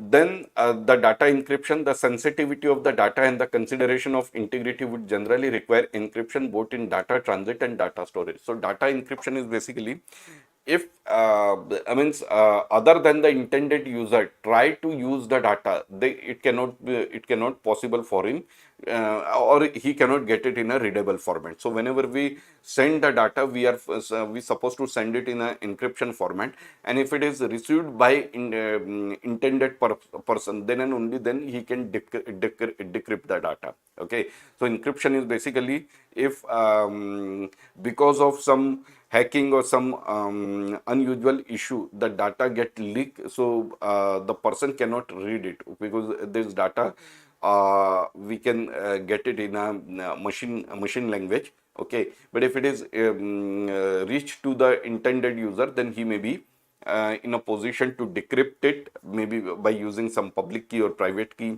or some password or something like that, and he can use it the data, or he may get the data in a readable format. Then analytic output. So this is basically how we are going to maintain the data, or how we need to prepare the data for using. Okay, now if I want to complete the analysis, and then we need to prepare the report or submit means the visual effects for the bar chart and everything, so that we need to see. So efficiency of data analytic is dependent upon how well it can be utilized to gain the insight. So this means that the data set need to be produced in a format that can be easily understood by users to determine if there are relationship among the variables. So underlying trend and or the existence of outliers or anomalies. So this allow analysts to answer the critical business questions such as the driver of the customer attrition, forecast variances, and productivity of the working remotely, impact of inflation. Okay, so whenever you prepare the data, then you are going to submit the data to the users. Okay, so at that time the data you need to prepare in such a way, okay, so it can be easily understood by the users, and he should be in a position to evaluate the relationship among the variables. Like say for you can, like sales and freight cost, that comparison you can, freight outward cost,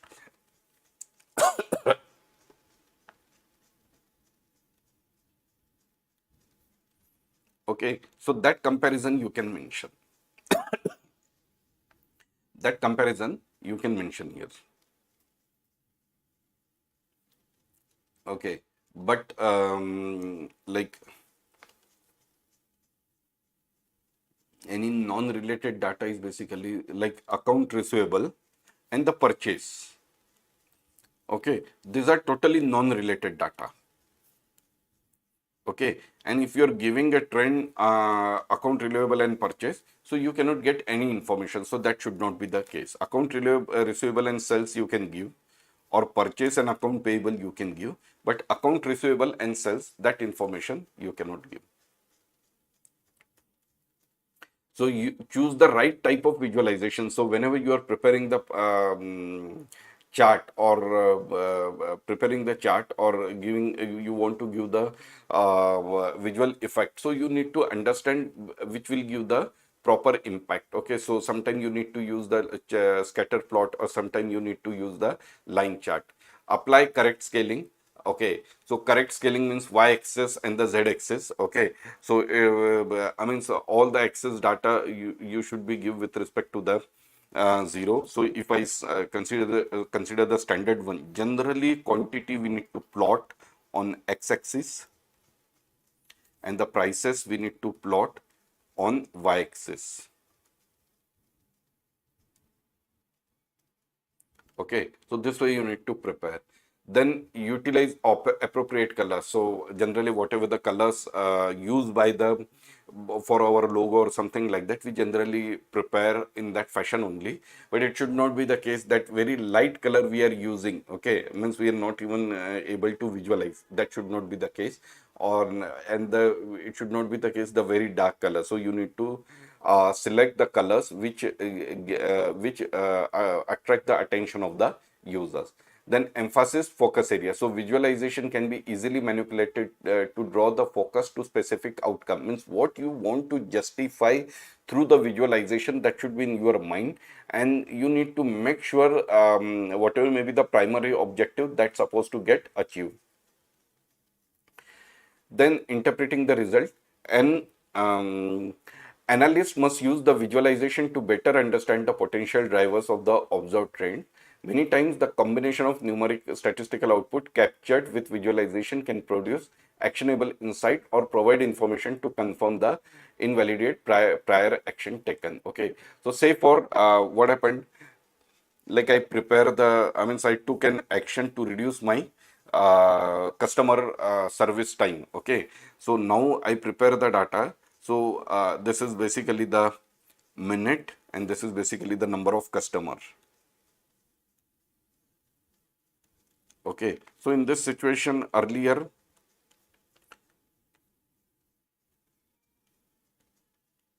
so these are basically, you can consider the cumulative one. Okay, so this is one line, and nowadays this may be this, this is the. So my number of customer in a particular time, okay, get increased. That means I am in position to show or justify the average customer time get reduced. So, average customer time to solve the average time required to solve the customer get reduced. Then the regression analysis. So whenever, I mean, there is a dependent and independent factor.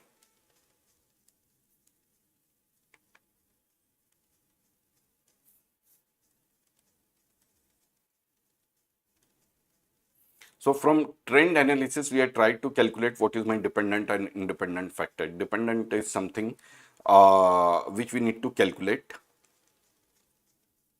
and independent is basically the given. Okay, say for 1000 quantity, okay, I need to incur the cost of 5000.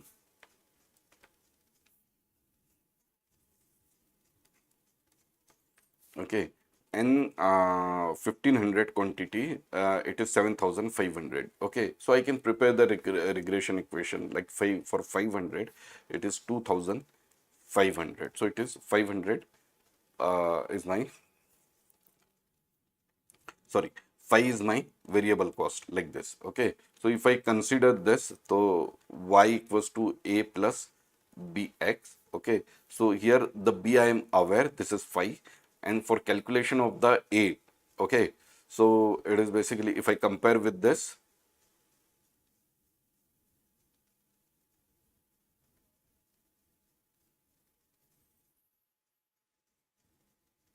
okay, it is the same. So that's just a minute. For 2000 we need to consider, for 1000, so it is 2000, 2.5. So it is also 2.5.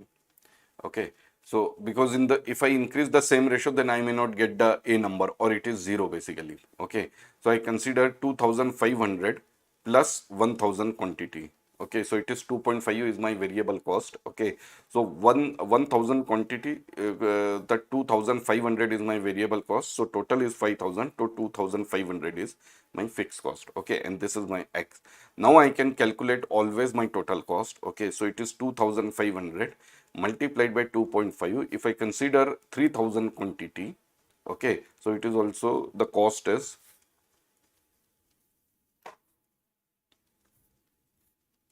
plus 2500 plus 7500, so it is 10,000, like this. So this is my variable cost. So this is, I mean, on the basis of trend analysis, I can prepare the regression equation. Okay, and accordingly I can plot my cost, or calculate my total cost. Variance analysis means whenever like say for uh, I mean like my standard rate is 10, actual is 12. Okay, and the quantity produces 2000. Okay, so I can easily calculate for 2000 quantity, standard is my 10 minus 12. Okay, so it is 2000 multiplied by minus 2, which is 4000 negative. That is unfavorable. Okay, so because I means when I'm doing all costing, I consider the 10 as my rate. Okay, but actual rate is 12, and the total effect I need to give for the 2000 quantities. So this way I need to calculate. That is basically the variances calculation. So variance analysis generally we do while comparing the standard and actual, or the yeah, standard and actual, or any forecast or actual. Okay, so this is basically the variances. So you can see like budget versus actual. So variance analysis we are showing like this. My actual is reflected with the blue, and the budget is green. So green is basically the up to this point. Okay, so if you see here, the only at this point there is a less this and this, there is a less budget consumption, means the actual is less than the budgeted cost. Otherwise, in all area, actual, I mean this and this, the budget is I mean the actual is over and above the budgeted cost. Okay, so this way we need to consider. So it is clearly indicate. Okay, in cost of goods sold we exceed the budget, utility expenses we exceed the budget, and the selling expenses we exceed the budget. But for supplies and the admin expenses, we are under control. Period over period analysis, so that we already discussed. I mean, like if we keep the 100 as a base period, and then accordingly we can calculate, or you can give the absolute numbers. So if you see here in a particular quarter, for net income in a first quarter,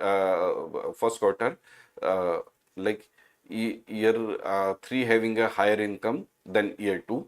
Okay, in a second quarter also the year 3 is a higher income than year 2, and in the third quarter it is the reverse trend, and in fourth quarter again the year 3 income is higher than year 2.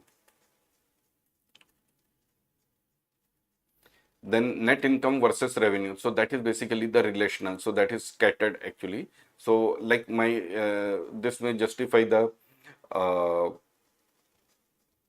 low earning value and the high earning value and the high earning years. Okay, so this way we need to prepare. So it is basically like if it is a 5000, then what would be the impact, so that we need to consider.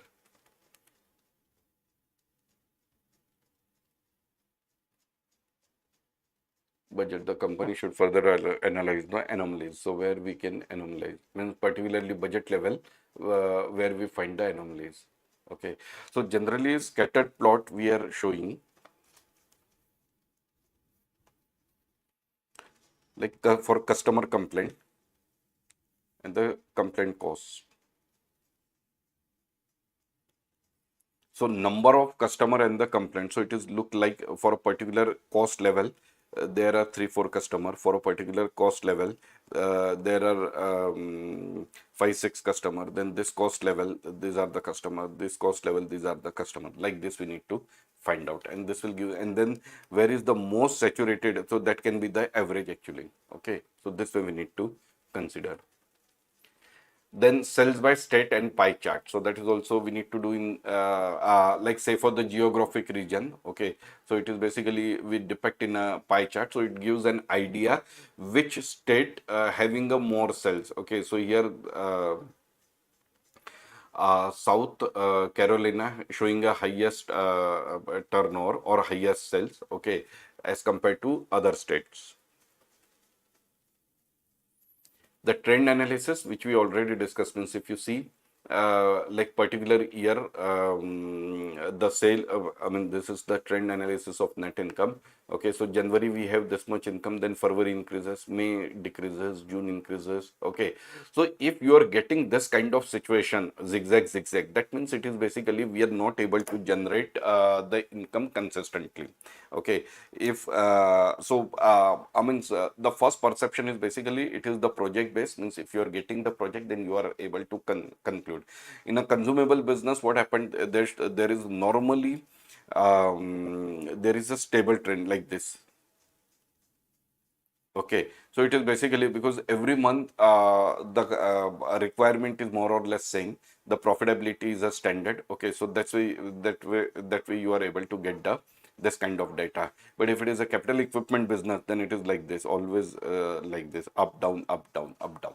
Okay, because if you are able to sell more in a particular month, then you may get a higher earning. But if you are able to sell lower in a particular month, okay, so then you may get the lower earning. Okay, then data analytics. So it is basically, I mean, we are converting the data, raw data in a, I mean, usable format. Okay, and then we decide, I mean, what would be the action we can take. Okay, so if you see, the data analytics is the process of taking raw data, identifying trend, and then transforming that knowledge into the insight that can help solve complex business problem. So the application used in the perform analytics and can range from simple statistics like sum and average to more advanced functions such as the statistical modeling or the machine learning. Okay, and once the data have been extracted, transformed, and loaded, data analytics can be utilized for a variety of tasks, including validation, planning, insight, risk mitigation, and decision support.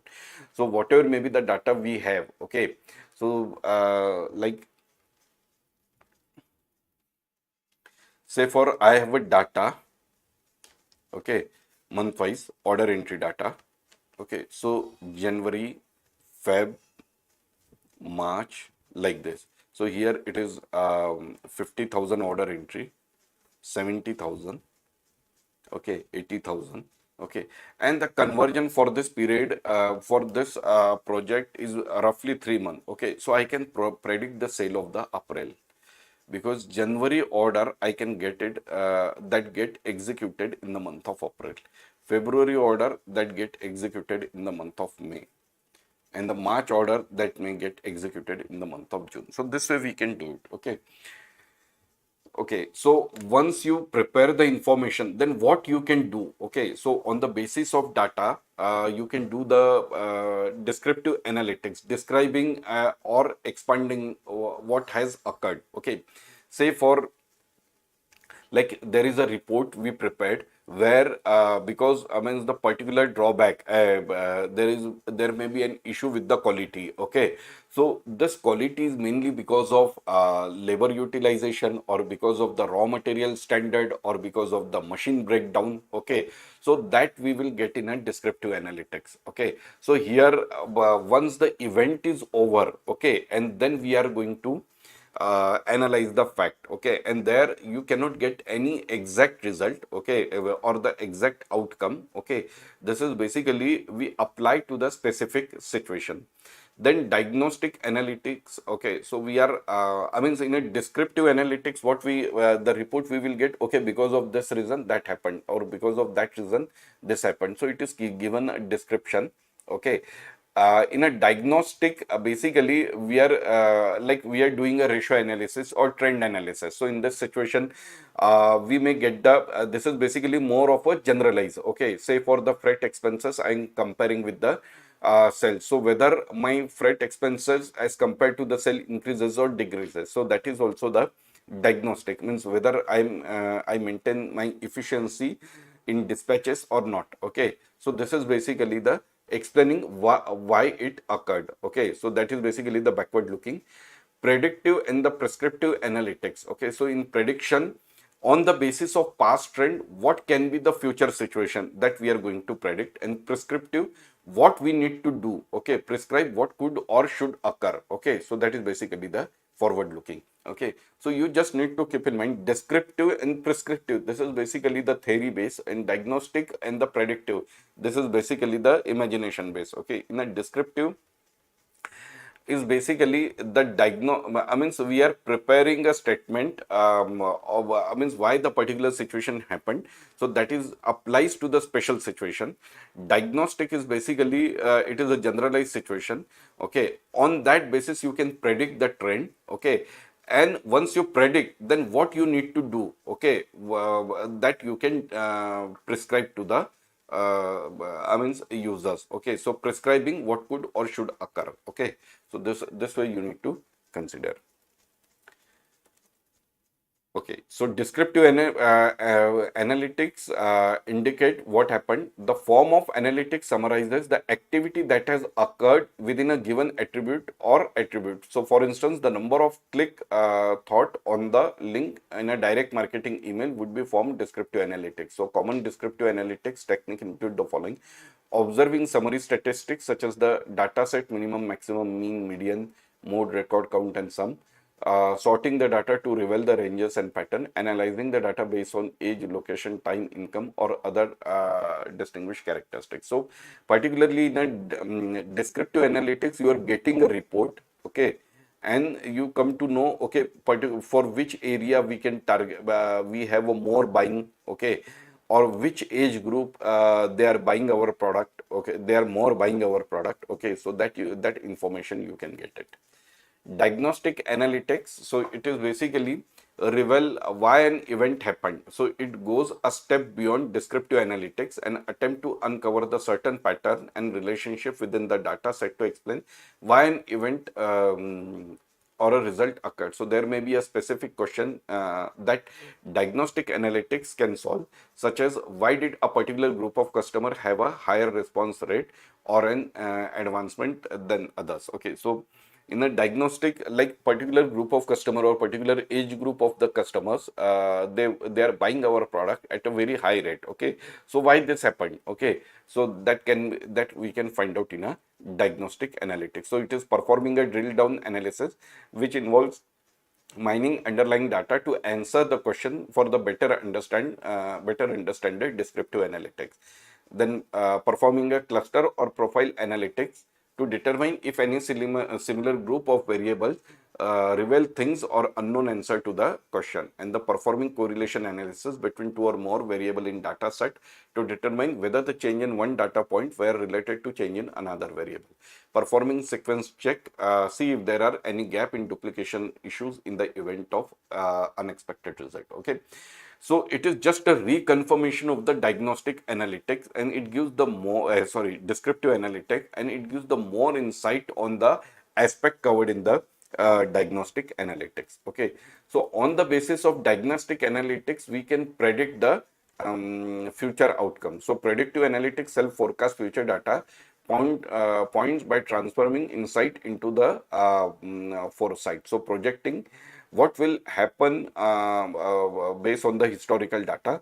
Common predictive analytic technique include the following. So regression analysis we are using, then the classification analysis, okay, and the decision tree analysis, so that we come to know what we need to do in a future, and then on the or what would be the outcome of the current trend, okay, in a future, and the prescriptive to achieve that outcome we can prescribe. Okay, so the prescriptive analytics reveal how to achieve the desired event by prescribing what the next step or the course of action. Okay, prescriptive analytics takes the probability learned from the predictive analytics and run that recommendation and optimal part to take with a high likelihood of the favorable outcome. So what happened, like I did the tree analysis, decision tree analysis. So I may get in a decision tree analysis, maybe we have a three outcome. Okay, so like whether I need to select this one or this one or this one. Okay, so if I decide to select this one, then it comes to the prescriptive analytics, why we decide this one. Okay, so that is basically the prescriptive analytics. So application of analytics in accounting. So below are the example of each type of data analytics. Okay. So descriptive, an accountant working for a large manufacturer is tasked with determining how much organization need to budget its allowances for doubtful account or for the coming fiscal year. So first step should be perform descriptive analytics on its allowances over the past year. So researching basic aging statistics such as outstanding account by period 30 days, 60 days, and average percentage of dollar amount of outstanding receivable and the other relevant. So what is going to prepare 0 to 30, the 20,000 outstanding, 30 to 60, 50,000, and 60 to 120, 75,000. Oh, sorry, not 25,000, and more than 120 is basically the 10,000. This data preparation is basically the descriptive. Diagnostic management want to understand which suppliers are causing account payable to spike and why, because vendor must submit the financial statement periodically in order to transact on credit. Management decide to perform correlation analysis to determine whether any financial statement line item is correlated with the delinquent payment. So the result indicate that the vendor repeatedly making the late payment also have a high balance of the short-term debt and decreasing trend in operating cash flow, potentially indicating cash flow problem as being the common root cause. Okay. So I supposed to do the payment to all my vendors within 45 days, but because of some reason, if I do the trend analysis in the month of Jan, I'm making a payment in a 50 days. Okay, like Feb, March. Okay, in March I'm making a payment in after 125 days. Okay, so if this is the situation, then I can predict or diagnose there may be a cash problem during this period. This could be because of the season or off season of the customer, where the customer is not able to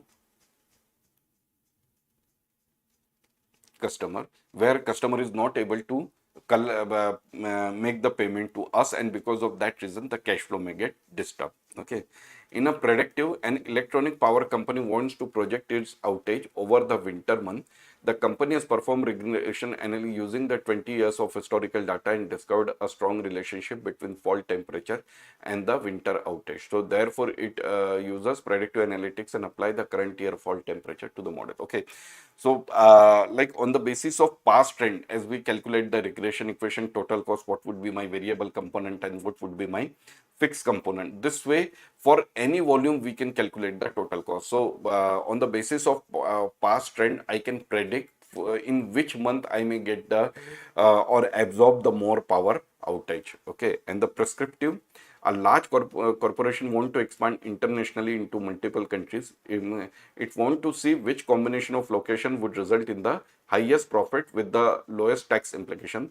The tax policies are constantly changing and the rate change varies of foreign nations. So the company decide to employ what if scenario model in which it project a series of tax outcome based on the probability. Okay, so that is basically means we need to list out the 10 countries and what would be the tax impact on the income. Okay, and when we do the what if analysis or the scenario analysis for each country, then we come to know where we can generate a more earning and also need to pay the less taxes. So that is basically the prescriptive analytics. Means we come to know where we need to expand the business. So that is basically the prescriptive analytics. Okay. So what users of data analytics? So data analytics can be used in many aspects of business to optimize the decision making process. So first is customer and marketing analysis. So mostly we are doing the marketing analytics. Okay. So obtaining customer data to build the customer profile, analyze spending preferences, allows an organization to optimize their marketing strategies. Okay. Means whenever I come to know the age group of the customer buying buying my product. Okay, so if I know the old age group customers are buying my product more, okay, so I need to run the marketing campaign as per their interest or their needs. Okay, managerial and operational analytics means if I want to if I want to control my profitability, so whatever may be the my controllable cost or the raw material cost, that I keeps on analyzing. Okay, so because of that reason, so wherever I find there is a high cost going on, then I can put a some control over the cost. Okay, so managerial and operational analytics are usually run in a real time to maximize the efficiencies and production within an organization. So this can be done to monitor material and labor cost and make decision in real time. So organizations often incorporate analytics into their key performance integration. So see, one practical example I can say, whenever you are manufacturing a product. Okay, so always you need to compare the cost which we already consume,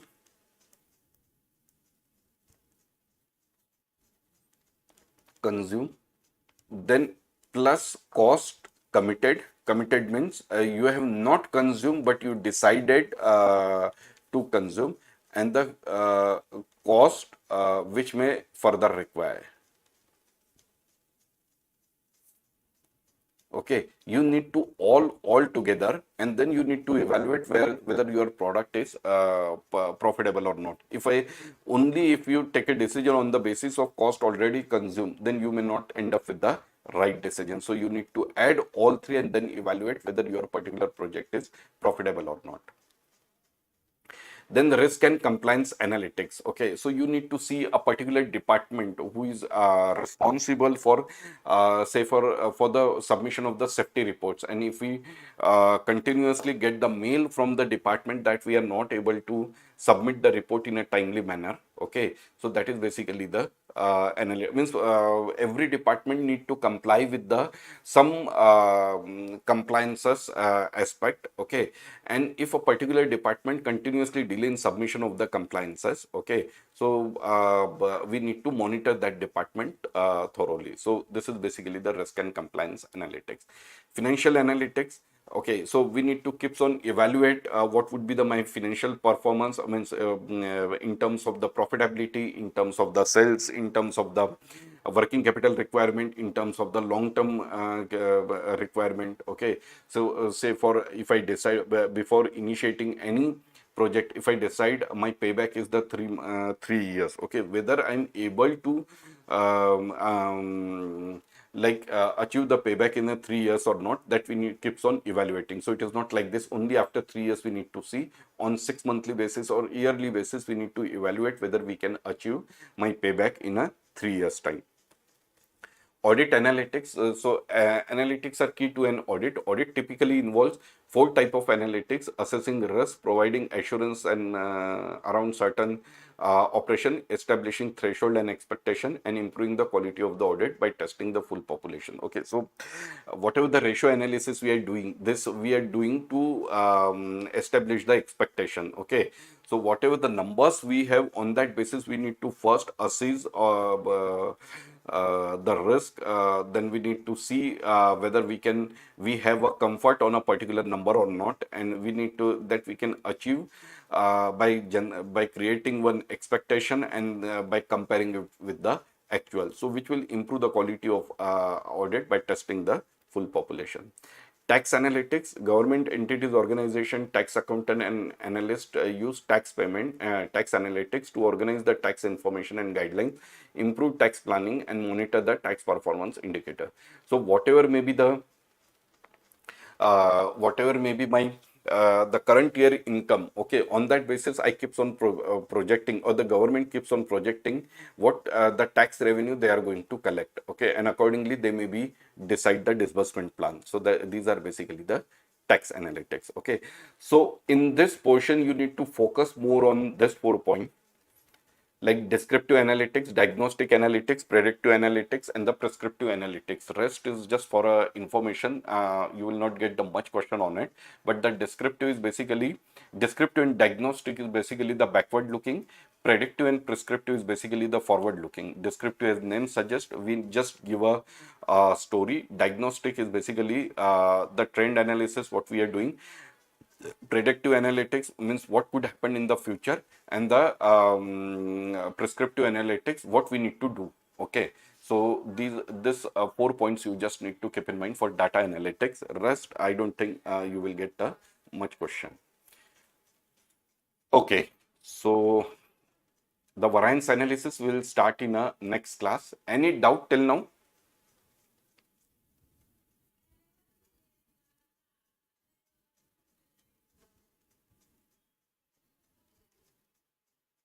Anyone has any doubt, any point?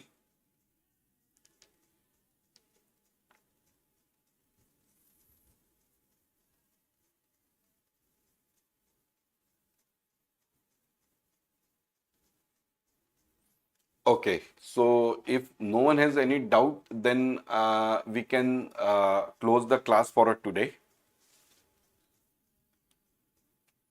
Okay, so Yes, sir. yeah, so bye everyone.